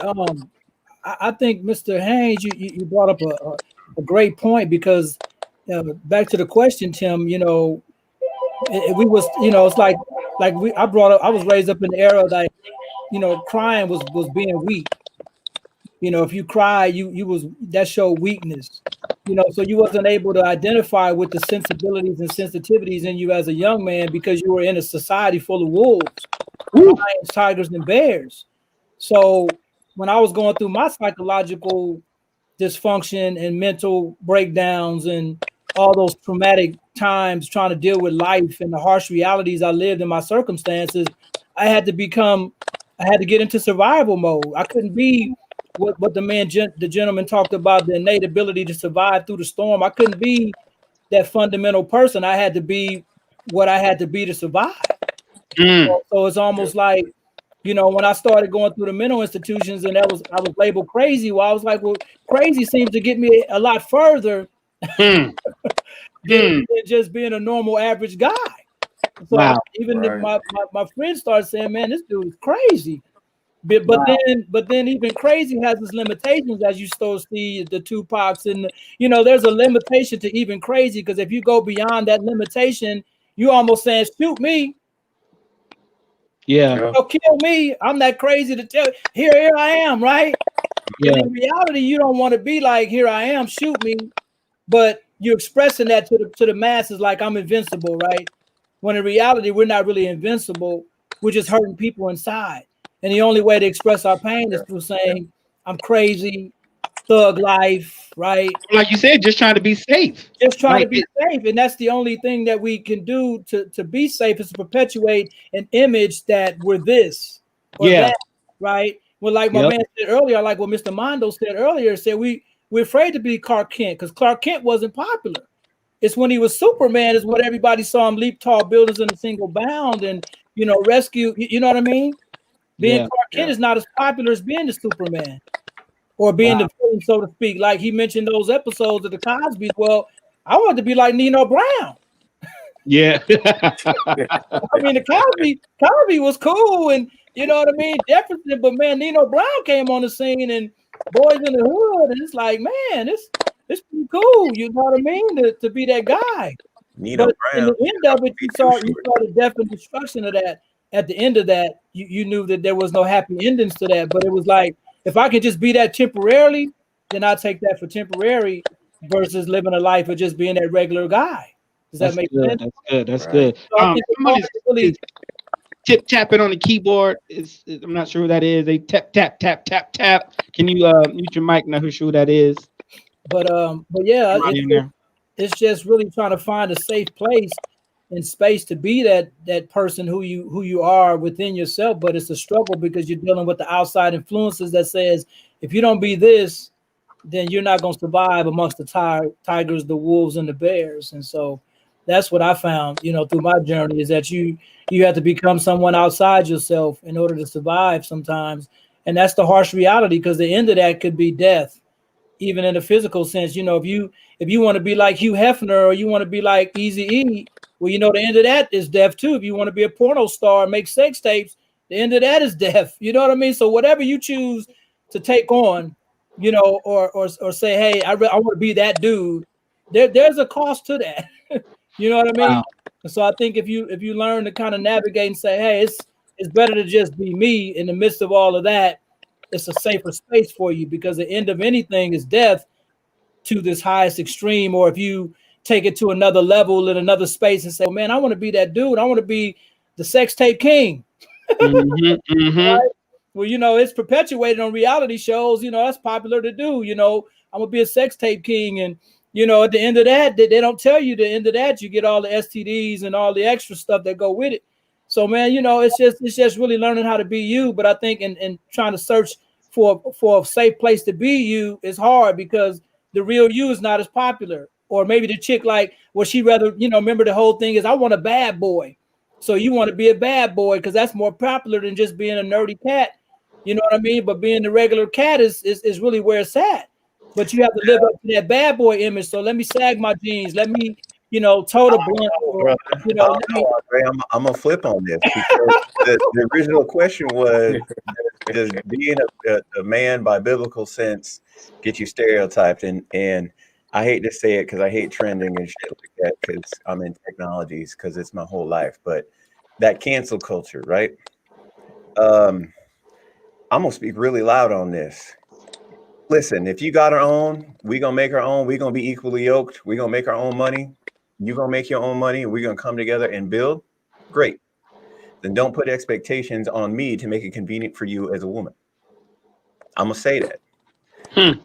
I'm gonna be a great man, 24 hours, 365. And where I have frustrations at is that there is this other perception with women that, well, a man still got to buy dinner, a man still got to be old school, man still got to do all that. Which I agree with. I will cook dinner, I will open your door, I will rub your feet. I got no damn problem being a grown ass man. Where I got a problem with is I don't need a man for anything. Okay, then don't put that expectation on me. And so when he talks about, is it make it toxic? Yes. Because when a man does lead, he uses his testosterone, he uses his mentality, and especially when it comes to safety or lifting or structure, all right? Why a man got to look like a little punk if he ain't making enough money? Well, because that pressure and weight that we have on our shoulder doesn't mean that I don't love you. Doesn't mean I ain't working 60 hours, 80 hours a week. Because of that societal pressure is dictating the type of man that I am to you. Wow. Be the type of man that I am to you, not what we or they think that we are. What type of man am I to you? And I think that we have a power. There was something you were showing up there that was really important. It was one of the last things for me. My frustration is that I do think there is absolutely on both ends of the spectrum, there absolutely is a failure and a point of understanding of what it is a man should do and what a man should be in a dating scenario, in a father scenario. A lot of it has to deal with, and we all talked about it, is not being led by example. But the reality is, you know damn well what you want from the person. So why the hell would you do that to another person? Man. So I don't think it has to be about being toxic or anything else. But I think the reality is that women have a lot of abilities to escape and create a scapegoat out of any scenario, saying, well, he was a man and I was a woman and I didn't like it. Did you ask me to do that? Did you expect me to do that? Or did it just not work out in your scenario and we were just two unaligned individuals?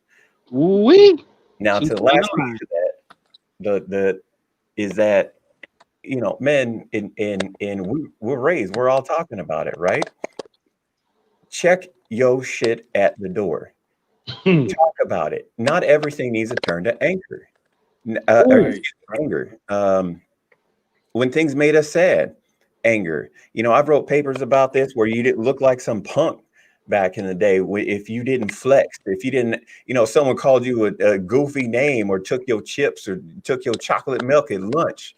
If you didn't step up and squawk a little bit and get your chest up, you look like a punk. So you acted up. Yep. But nobody really wants to talk about the generational norm that's happened, especially with men of color, about the only thing we had was our style. Right. They took away our money. They took away our votes. They took away our ability to redline or to invest with redlining. So I don't want to hear about any of that, because the only thing a black man has ever had is an ego. The problem is that we're not examples for anybody to ever talk about it before. Man. And so for me, I know y'all give me a little. It's hot in here, okay, y'all. I'm telling you, I don't know if it's hot, but it's so hot. But for me, when it comes down to it being toxic, let me be a man 24/7. But being a man that's perceived as toxic, there was something to come up as like, there's a time and a place. Being a man also knows when not to be toxic. And to me, that's the difference of being a man and a boy. You know better. You know when you should turn it on. You know when you should turn it off. That's my last little piece on that. Excuse me. All right. Yeah. Sorry, y'all. I feel like I was in a boardroom right there. I've been missing. Well, brother, I just want to say this to what you just said. How you ended that statement. A very wise older brother told me, this was just a few years back, we were having a conversation, and what you said is a true statement, and it was confirmed in this. He said to me, he said, do you know when you've arrived at being a man? And how sometimes older brothers will ask you a question and you want to get all philosophical and scientific, and you want to go all deep, to try to impress them. And it's like, nah, man, I ain't even looking for all that. Just, do you know? Yes or no? And I said, how is that? He said, a man knows when to say it's enough. Yes, sir. That's when you've arrived. That's when you've reached manhood. And when you think about that statement, like you said, the communication, levels of toxicity, any type of things that we come in contact with, just like Tim was talking about earlier, I've had to try everybody out and, create this persona for myself. It's like you get to a point in your life when you become a man, like for real, and you're like, you know what? That stuff doesn't matter anymore. That stuff doesn't equate to anything in my life, anymore. And one of the things that, speaking to one of the things that we were talking about earlier, as far as, us as young men, one of the things that I felt, and I just wanted to ask this to see if anybody else felt this growing up. I felt like I was too afraid to live, but I was too scared to die. You say that again, brother? Cut up. That's good. I felt like I was too afraid to live, but I was too scared to die. You felt stuck? I mean, right there. Yeah. Just like right there. It's like, you feel this level of pain where you think, okay, well, if I ended all of this, I wouldn't feel the pain anymore, right? But then you feel this part of, you know what, but I could go on and I could do all of these great things. But you don't know where to go with that. You have no direction, no guidance. Just stuck right there. I tell people, when I give my testimony and I share my life story with people, the way I started out is, if I tell you about my life, the only thing that I ask is for you not to judge me. Say that again, brother. And if I told you that I was incarcerated for 43 years, would you believe me? Now, most people look at me, you know, aside from the little bit of gray, most people that know me, they would be like, nah, because, man, I knew you when we was kids. We went to high school together. You know what I'm saying? I remember you being at the mall. How could you have been locked up for 43 years? Right up here. We walk around people all day, every day, and they look free. Mm-hmm. They look free. Right. Go ahead, bro. Yeah. But they locked up right here. Mm-hmm. And I live that. And I function. I know what it is. I never was a crack addict, but I know when people say I was a functioning crack addict, I know what that means. When people say I was a functioning alcoholic, I know what that means. When people say, you know, I was a functioning sex addict, I know what that means. Because I was a functioning prisoner. I was locked away in my mind, but I functioned. I worked. I had children. I was married. Took care of my parents. You know what I'm saying? The whole gambit. Look, even gave my life to Christ, became a pastor. I was still locked up, bro. Still shackled. Don't let it fool you. That's right. Don't let it fool you. Facts. Okay? Still locked Man. up. We got a lot of healing to do, and like I said, I just appreciate y'all brothers. I really do. Everything that we've shared, and I appreciate all of the comments from the people that are watching. Just very encouraging things. Man. You go ahead. Wow. That was deep. Yeah, that was fire. So we winded it down. I got a few questions that I want to just run past you brothers and get some quick input, and then we gonna call it a night. So as we're talking about, just feeling safe as men, just go around and take turns. We'll start with you, Mondo. As an adult now, when do you feel safe or the safest? As an adult now, I feel safest when I can look in the mirror and be proud of the man I am. Go ahead, bro. And when I say that, it's because I think about my partner in crime, which is my lady, right? She's my partner forever. And I know that I'm okay because she's got my back just as I have hers.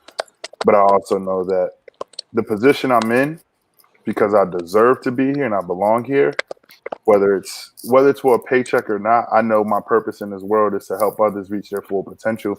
So when I can get up in the morning, one, the day has already started off on a good note. Second, I say, Armando, are you proud of the man that you are today, the human being that you are? And what are you going to do today that's going to make you better than yesterday? I think, and if I hope that answers the question. That's when I feel safe, is because I have to be content with self, and I have to be comfortable with self. I have to be confident with self before I can become vulnerable and safe and cared by with anybody else. Okay, so to summarize, but you feel safe when you are really walking in purpose and you feel a sense of, I'm doing things on purpose. I'm walking in my function. And in that realm of functioning, that's when you feel the strongest and you feel power. You feel, next level because I'm walking in my function. You can't mess with me when I'm on purpose. Exactly. Got it. Okay. Thank you for clarifying. Yeah, that's good. I mean, it's facts. I mean, what you said is really it's vision, it's purpose, it's when you are basically being your authentic self. There's a sense of safety because you're doing the thing that you do the best at, which is be you. And when you're doing that thing, you don't care what nobody else says. You don't care the looks. You don't care the stares, because there's such a comfort in being you and you owning it. Man, you can't touch me. But it's when you out of alignment, that's when you're vulnerable. You know, that's like a chicken trying to be an eagle and an eagle trying to be a chicken. Man, an eagle trying to be a chicken, he gonna get taken out on the ground. But let him be an eagle. You can't mess with him. So that's good. What you got, P? When you feel the same. Basically, you just summarized it. I mean, really, that was it. Knowing who I am and accepting who I am, which I have done. You know, it's like, again, you know, just kind of touching on what I said before, trying to be somebody else and trying to build up this image of me. That's not who I was. And when I accepted, hey, this is just who I am, as vanilla as I may be and as plain as I may be, I'm so good with myself. And and like Armando said, if I can look myself in the mirror with no problem, I have not compromised myself or anyone I love for anything. You know, I'm good. If today was to be my last day, I'm at peace. So, you know, I'm like my man said, knowing who I am and being authentic to myself and true to myself, I'm good. Woo, glory. On that note, hey, all right, what you got, T? When do you, as an adult, when do you feel the pain? Honestly, kind of like, you know, both Armando and Preston both said, you know, knowing that I'm good with myself, living my purpose, serving people. That's my purpose. That's what I get up and strive to do every single day. But I have to be honest and say it doesn't make me feel safe though. Okay. I know what God purposed me to do, and I know that I'm walking in that, but I have to be honest and say I'm not at that point in my life where I feel safe. So let me hear so you don't feel safe when you're walking in purpose, or is that what you're saying? So even if you walk in I'm confident in my purpose and I'm walking in my purpose, but you asked, when do I feel safe? Right. And so I'm answering, you know, like these brothers did. I know my purpose and I'm walking in that. I'm doing that. I'm fulfilling that each and every day. But it doesn't bring you feel safe. But it doesn't, no. So the question is there a time that you do feel safe? No. Got it. That's real talk. Absolutely. Is that, well, can I ask you, so I guess you don't feel safe. Do you physically not feel safe, or is it the emotional safety? Yeah, the emotional safety. Yeah, physically is, you know, that's no problem. I walk with the Lord. I don't even look over my shoulder. You know what I'm saying? But but emotional safety, I still don't have that emotional safety. You know, like I said, all of the different disappointments and things like that, as far as the men structure in life, but then even the letdowns of, you know, the women in life. You know, so I have to be honest and say, no, I don't feel that safety. Wow. Can I chime in, Tim, on that? Oh, absolutely. You can go next. Hey man, I identify with that, Tim. I was sitting here thinking about all the perspectives on the safety, and I can largely identify with Mr. Haynes, because I think there's a place of vulnerability that you have to be at to feel safe. And I can honestly say, you know, you don't have that freedom to feel safe, especially in relationships where people don't really understand you. You know what I mean? And I think when you get to a place where you feel like you're being understood and you have someone that really has your best interest at heart, then you can breathe and feel safe. And it's hard to get to that space because so oftentimes we're misunderstood, even when we can't even define it ourselves. You know what I mean? We can put the word of God on it and that can seal the deal, but there's still some definition that we like to bring to the table to where people can say, hey, I understand how you feel. You know what I mean? And so I think there's a safety and a peace in having that space to be free to be vulnerable. And that's hard to do, man. It's hard to do, especially when you're around people who say, for the most part, they love you. You know what I mean? You should be able to to release. But even with people who say they love you, we've been burned so many times by that word "I love you." It's hard to be able to open up and say, "Hey, I believe you, baby." I feel that. I mean, Yeah. to be honest, we don't really feel it because we've been burned so many times again by people who say they love us but fail to realize we're hurting. And when we're trying to unleash or unload how we really feel, there's no freedom to be. There's no safe space in that because I'm being vulnerable. But every time I let my hair down or release that energy to be able to say, hey, these are some things I'm scared about, then now it's like, oh, you ain't no real man. You know, you ain't this or you ain't that. You know, my dad was this or my Uncle Bobo was that, you know. So Yeah. it's tied to something else, you know. So we can't be able to be vulnerable and say, hey, I'm scared. You know what I mean? I don't know what's gonna happen tomorrow. I don't really have freedom to know, you know, what we're gonna do if this happened or that happened. So, you know, it's hard to say, you know, feeling safe. I don't feel that safety, like Tim said. I mean, Terrence said it's hard, man, to get to a place where you can really feel safe in that aspect. You know what I mean? So, and I've let my hair down as far as it can go, fellas. You know what I'm saying? I can't look it down. Wow. That's good, man. Yeah. I mean, which is, you know, being around someone that you can be 100% flaws and all, that's definitely creating that, and that's a safe place, and you definitely have to work at it, you know. And it takes two people to build that. You know, they want to feel safe just like you want to feel safe. So sometimes you don't feel safe because you ain't made them feel safe. You know, it's kind of reciprocal. They know that if they were their true self, you might come at them kind of twisted. So they think. Yeah. You know, so it's a lot of perception that's going on where people are just walking in fear. So, you know, on survival mode. Even if you could be safe, your own mentality says that you can't, but you really could. Like that person really do got your back, but you don't believe it. right. You know what I'm saying? They really do love you. They really will. Yeah, for real.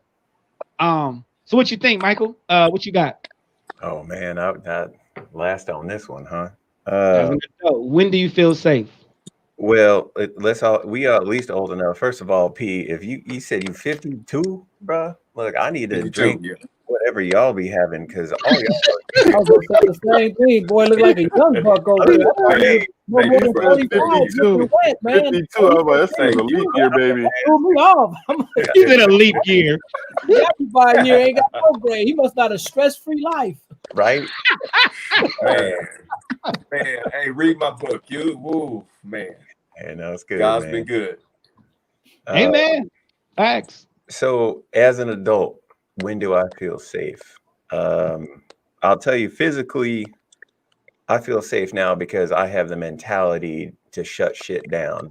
It ain't gonna enter my house. It ain't gonna enter my brain. It ain't gonna enter my wallet. It ain't gonna enter my day or my frustration. I am bigger than my problems. Now, from a safe perspective, when do I mentally trigger I'm good is when I don't leave a what if on the table. What if I was softer? What if I was more stern? What if I asked another question? What if I shut my damn mouth? I go to scenario in a way and I probably chop it up and sometimes to a fault, I overanalyze something. But I would say 99% of the time, I actually consider other people more than I consider myself. And the reason being is that I'm always going to be around other people. So I need to be thoughtful of me being safe around them. Therefore, I create an environment that allows them to be safe around me. And so, you know, I think about, hell, just the last two scenarios where I think about where I have felt safe. Thanksgiving Day, I think I shared on Facebook on one of your posts, Tim, you asked, you know, when was the last time you cried? It was Thanksgiving Day. Night, actually. I had an unbelievable, frustrating time with my mother. And depending on my anger, she's either Marsha or she's mother. But The reality is she is my mom. It's just there was a long time where she chose not to be. I told people for a long time I had a maternal parent. I did not have a mom for a long time. And she is worldly a different grandmother than she was as a mom. And even my siblings will tell you the same. I can relate. You know, and to that point, I cook her meals now. I meal prep for her. I am so safe in knowing that as a parent and as a man, there were times where she did what she could. Maybe not always the best scenario, but she also had her own scar tissue that she had to grow through. That ultimately transferred onto my shoulders. But I'm not going to allow that to continue on. Where I feel safe is that she frustrated me to the point where I had to leave that damn house, and I cried and sat in the car, and Harrison's mom was with me, and I was like, the fuck was that? And I'm bawling, and I couldn't even drive. I was triggered from my youth of the having to emancipate myself and move on and all this stuff that many people don't know. And Mr. Carr is helping me write this story. But for me, the last time I felt safe is I sat there and I cried in front of my kid's mom. And I mean, them ugly, like look in the mirror, you looking at yourself cry. Y'all know what I'm talking about. Like alligator tears ain't got nothing with it. You just, you know, I ain't got no problem saying it because you know what? I was hurt, I was sad, and my heart hurt. The other time where I felt safe, and this actually just happened because Harrison was with me and I cooked a meal and his mother again was over. And listen, let me tell y'all how hard I had to grow up. And I don't talk a lot about it. Sometimes I sound fancy, but nigga went through some shit. My kid is at the table eating ice cream and cookies. And he's just living his best life, dipping the little Oreos, okay, and Ben & Jerry's, little spoiled mother sucker.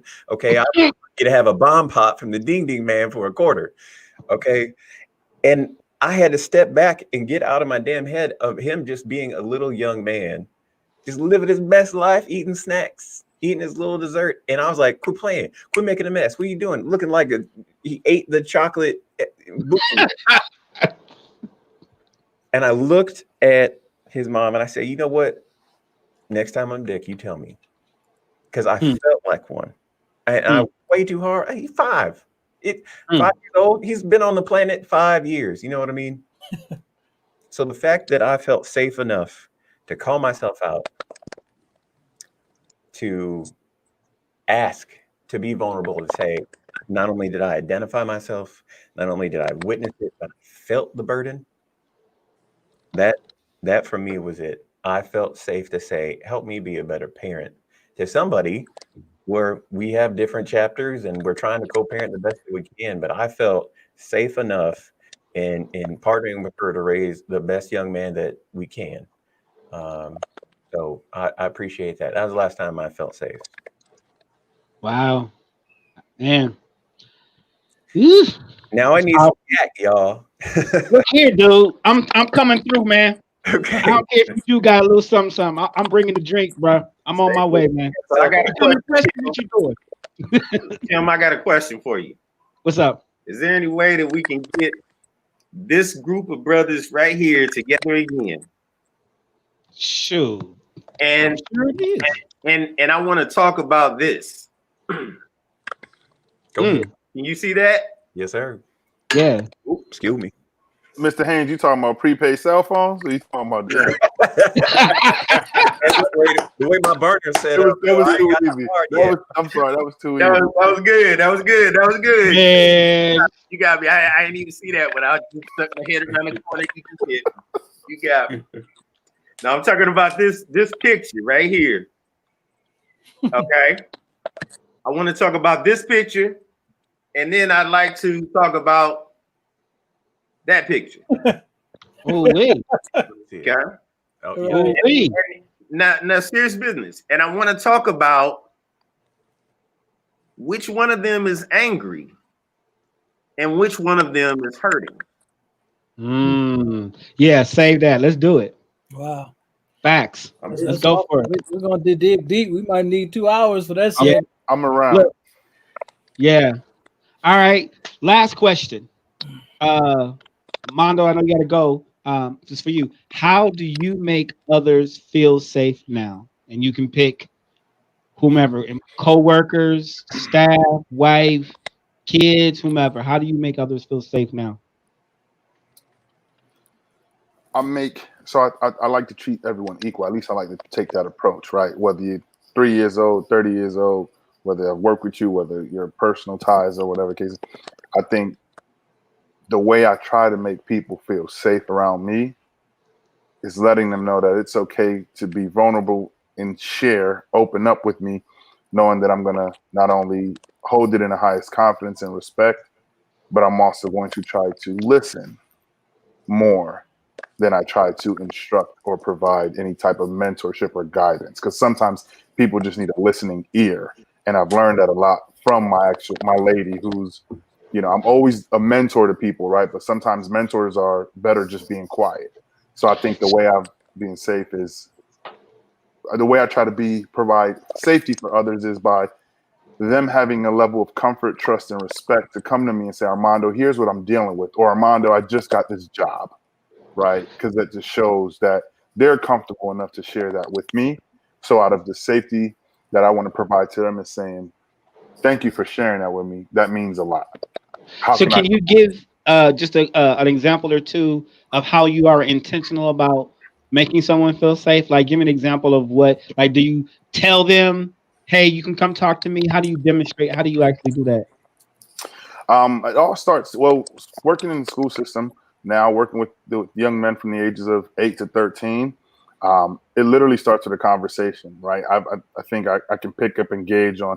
I sit down and tell a student, well, what's your favorite pizza? And they say, well, I don't know. I've never had pizza before, right? So then that means that as a kid, you've never had pizza before.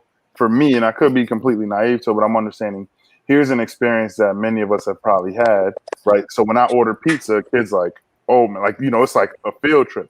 So at the kid level, or excuse me, at the mind of a youth, it's speaking to them about things that they're interested in, right? It's funny because I've asked kids, what's your favorite color? If you had a superpower, what would it be? And most importantly, who's your best friend, right? Because some of them will say, my best friend may be a stuffed animal, or some of them, my best friend is my mom, right? And their parents may not know that. And that allows me to say, this kid just told me 3 things about himself that I don't think anybody else has ever asked him. Right? And then on the adult level, it's genuinely building a connection, right? I don't build relationships for it to be a transaction. I build relationships for it to be intentional, but to also be with purpose. It's a 2-way street, right? Iron sharpens iron. One hand washes the other, both wash the face.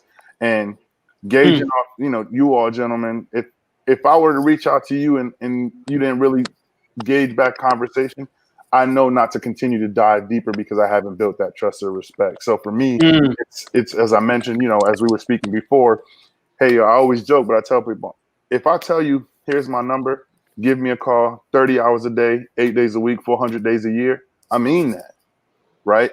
If you make the decision to give me a call, I'm going to be humbled and flattered. I'm going to give you exactly what I promised you. If you don't call me, I'm not going to take it personal.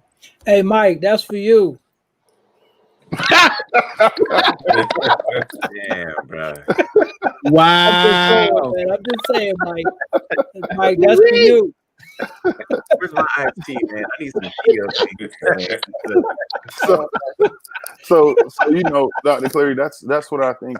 For me, that's what at least I've tried to learn from myself, reflecting on it, is understanding if I were to reach out to one of you guys, what would I hope and expect, right? And it's like, let me put myself on the seat of sympathy and empathy at the same time, understanding if and I use the example. Forbid if I had to put my mom in a nursing home, how would I want them to treat my mom, right? And it's the same thing. If somebody brought their mom to my nursing home, how would I want that nursing home to be for my own? And that's how, I want to be able to come to me with anything. Say, Mom, I just needed to yell today because I had a rough day at work. All right, cool. I'm not going to be here and be like, well, did you consider what happened? No, you wanted to yell? Talk to me. Right. And I'm learning that. It's a learning for me as well. I learn about it every day. So got it. Preston next, and before I'm gonna drop this, if men are we're some interesting creatures, and I found that over the years, if you don't, especially in church, so back in the day, you know, Andre, you was over men's ministry, I was over evangelism back in the day, and the hardest thing was winning the trust of men and making men feel safe. Real talk. And one of the things, like just in dealing with outreach, you know, you go out, you witness, you invite people to church, and you got that connection on the street, whoopty woo woo woo, boom to bam, and then you be like, yeah, call me, and they act like they gonna call you. Right. They act like they feel safe. They act like you've connected. They act like you want that comfort. What I found, when people are hurting, they won't reach out. That's just they won't. When you are hurt and on survival mode and wounded, you will not reach out. You can be dying on your last leg. Right. You will not reach out. The only way so I found that you can give them your number, but you as a person that's coming to give them safety, you also gonna have to call them. And I learned that you got to exchange numbers, and don't just be like, here go my number, call me, and walk off. That ain't gonna work, especially with me. Mm-hmm. That ain't gonna work. So it's that. Go ahead. Well, I think to answer, you know, my spin on it, I think in order to make others feel safe, I think it's taking ownership and being responsible. There's a responsibility with safety and making others feel safe, and that's for me what I've done to implement in my life is just taking ownership and responsibility for my actions, because that's all I can control is what I do or don't do, and in doing that can begin to paint the perspective and perception of safety for someone else, because it's like, look, if I'm a man of my word and I own up to that and I take responsibility to that, that's gonna make you feel safe. You see what I'm saying? Because I'm gonna be there. I got your back. But if I know you don't got my back, then therein lies the dilemma. Right. Now I got to take you out. You know, that's the street game. But in reality, we can put it in reality. I mean, if I know you don't have my back in a session that we're having, and we've already discussed it, but then you blindsided me, or you undermined me in a way for your own self-interest. Well, now I can't trust you.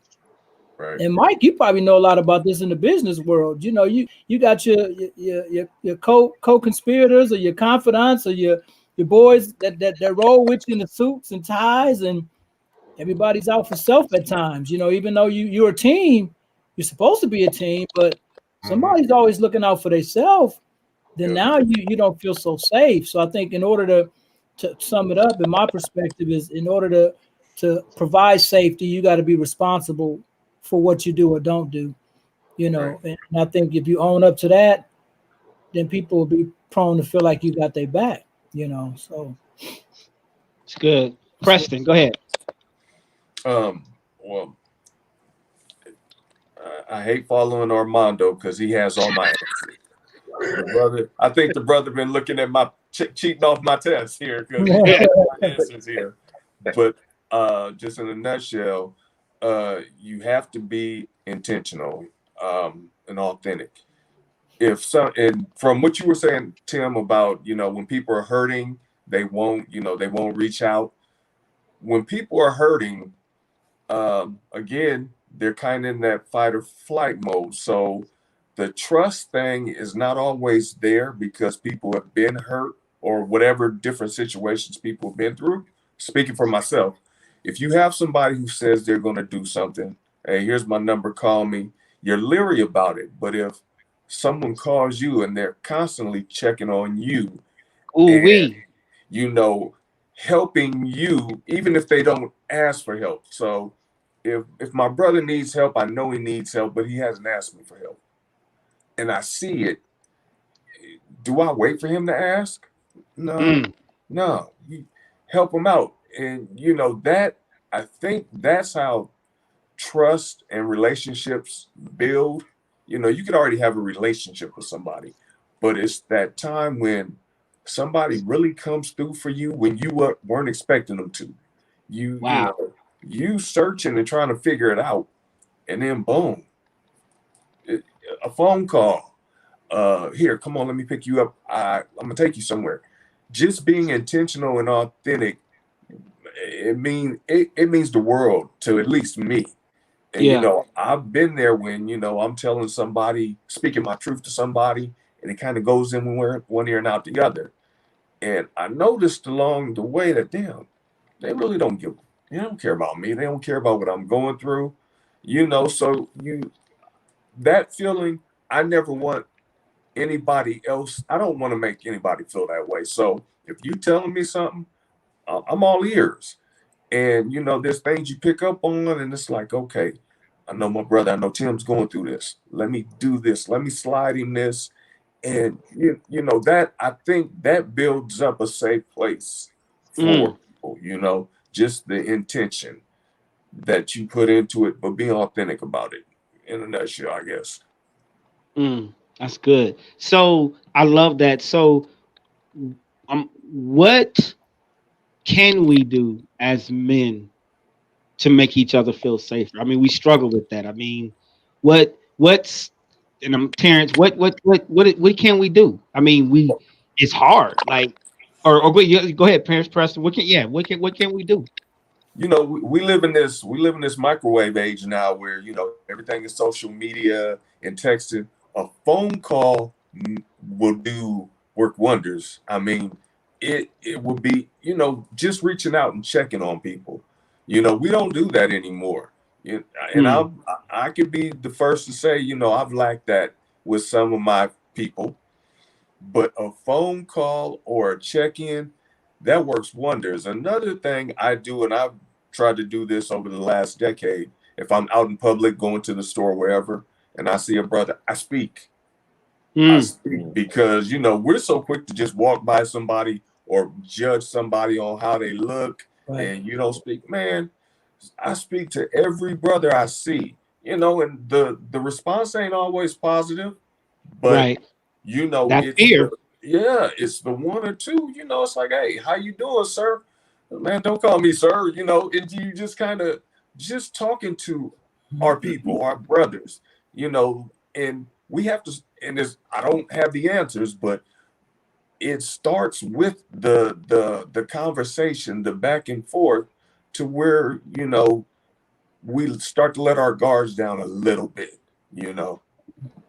If that, I mean, I know that ain't the answer, but that's good. That's good. You speaking real stuff. Spot on, Preston. The power of acknowledgement. Well, you know, one of the things that I've tried to do, like all the brothers before me have said, is be consistent. And the one thing that I can say, if you ask anybody that knows me, that's one of the things that they'll speak of, is they'll speak of his consistency. Because that's important. I know for myself, you know, a lot of the pains that I felt was because of people's inconsistency. I try to be very intentional on being consistent. One of the other things that I just personally do each day is to try to get people to see their full potential. I agree with what Armando was saying. You know, we have to learn how to listen. And when you listen to a person talk, most of the time they'll tell you exactly what they're feeling, even when they say sometimes, well, I don't know how to express it. In the exact same sentence, when saying I don't know how to express it, they'll tell you exactly how they're feeling. And then you take that and you show them the power in their potential. You know, not that fake, I'm gonna give you 5 steps and you're gonna become a millionaire and all you gotta do is pay me, you know, not that stuff. But really listening to a person, seeing the potential in them and the power that they have, and encouraging that and nurturing that in a person is life changing for people. So I think, you know, if we do that as brothers, like, you know, we might not have time to do it at the end of this show. But I think from now on, at the end of the show, man, we need to go around and just talk, just a brief word on what we got from each brother or what we saw in each brother. You know, to be able to take that and carry that on to the next day. Right. You know what I'm saying? Right. It's huge. Yep. That's good. That's That good. is. That is. I love it. Dre, what you got? Man, so much, man. I'm just full, man. I mean, that consistency keeps popping out in my mind because I think we've been so let down by inconsistencies in our lives based on the demonstration of our predecessors, our fathers, our mothers, people that have let us down. So I think we build a bridge, a defense mechanism around us for letting so many people in. And some of us are overwhelmed and our plates are so full. Well, man, I can't put nobody else on my plate, man, because if I do, I'm a regurgitate, I'm gonna throw up. Right. Because I got so much on my plate now. So I think the consistency is real key because I can't feel safe if you're not consistent. If you say you're gonna do and you don't do, or you don't show up, and when I feel like I need you to show up, or whatever, vice versa. And I think in order to build that bridge of safety is key and consistent and being intentional, like the brother said, is key too, because we talked about that. I think in another male perspective, we talked about that intentional. That's being intentional, man, and being consistent is huge. Because if you don't do those things, then you don't build that safe place. Or we just rely on third party discussions. This here is to me a third party. It's us and the computer and it's our face. But now we eliminate that and make a phone call. That's personal. Wow. Now we get up close and personal, but we can do it if we feel safe when we on here because we can kind of control it, or our Wi-Fi may go dead. So, you know what I mean? We can kind of mitigate, the situation. But if it's a personal phone call one-on-one, then that's a little bit more up close and personal. And if we be truth be told, we don't want to let down that guard because the defense around us is keeping people back from the table sometimes. And I think as men, we'll do that. We'll build these walls around us to keep us safe, and that's where we don't want to be vulnerable because we don't want to let people too close because they might see the real me, Right. That is down, man. We gotta open up, and that's where it begins, But that consistency, I think, will begin to bridge the gap between us really being able to identify and be transparent and come out of some of these traumatic things that we've been through as brothers and men. And now we can start digging deep and start to heal. You know what I mean? Yes, sir. Michael?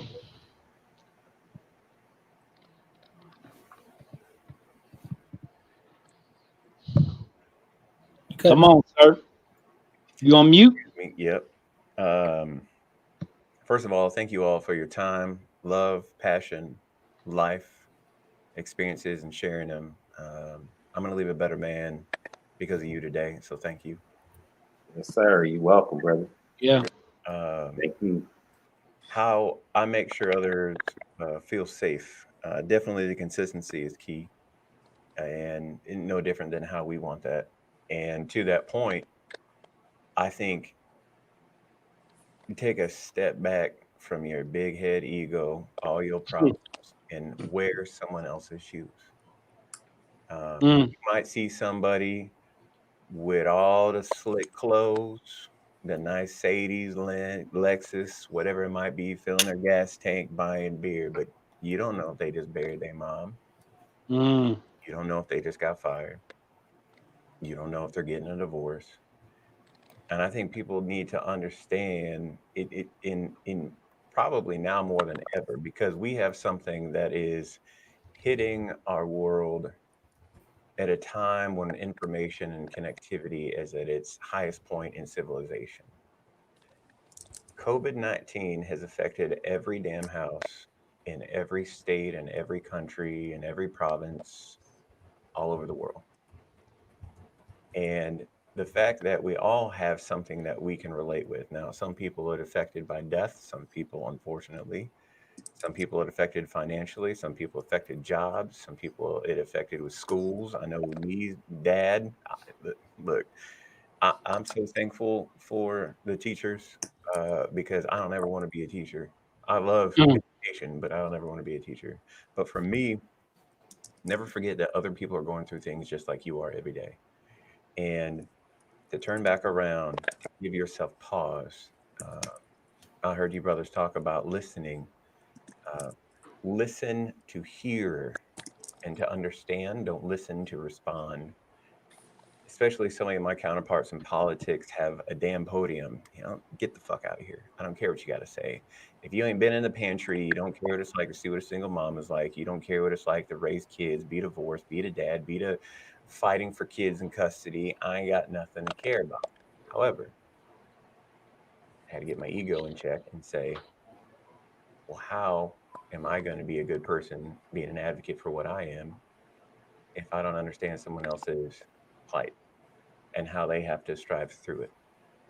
So how do I make other people safe? Even though I got these big ass size 15 feet, I'm their shoes. And I try to look from their perspective of really just being humble and shutting your mouth, opening your ears, opening your mind, and being patient. And understand at the end of the day, as Maya Angelou said, nobody's going to care what you did.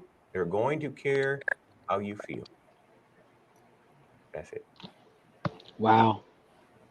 Or excuse me, how you made them feel. I said that wrong, but I was a little on the soapbox. Y'all know I'm serious when I got these glasses off. Oh yeah, I know, bro. Look, when you take them off, I do just like this. All right, he about to. Just like Bill Ramsey when he rolled up his sleeves, man. And when Mike take the glasses off, man, it's on. So ink out, right? Plus, he had 3 wardrobe changes today. Hey man, look, it's hot. I stay ready. But no, Tim, I would have to say, man, it's going on almost a year that we've been connected. I remember meeting at one of my first large IT jobs. Was actually for US West and Quest way back in the day, and we broke bread in the newsroom. Man, you actually create a safe space for us, brother. So I appreciate the platform. Thank you. So I'm gonna give hats off to you on this one. Appreciate you, sir. Appreciate you, man. It's been an amazing journey, man. We still here, fellas. Look here, all of y'all. This ain't the end. So, and on that note, this is the Male Perspective. Hey, thank you everyone for joining. I appreciate you all for the comments. Someone said they're going to have their son join. I just appreciate y'all. Please tell everyone, these people as you can. We really want to create a safe place for men. This is a platform for men to have those conversations in an open forum so that we can heal. And that's what it's all about. So definitely, please put the word out. We want to, there's the email. If you have topics that you want us to have a discussion on, please email us. We're going to do great things for the community, for men. We all a part of this. We're a family. Co-host, gentlemen, we're going to stay connected. Woody woo. Don't hang up when we disconnect. We're just going to have a quick little after hours review and all that good stuff. But other than that, everyone say goodbye, say sayonara, say adios, arrivederci, and we out of here. Peace. Peace.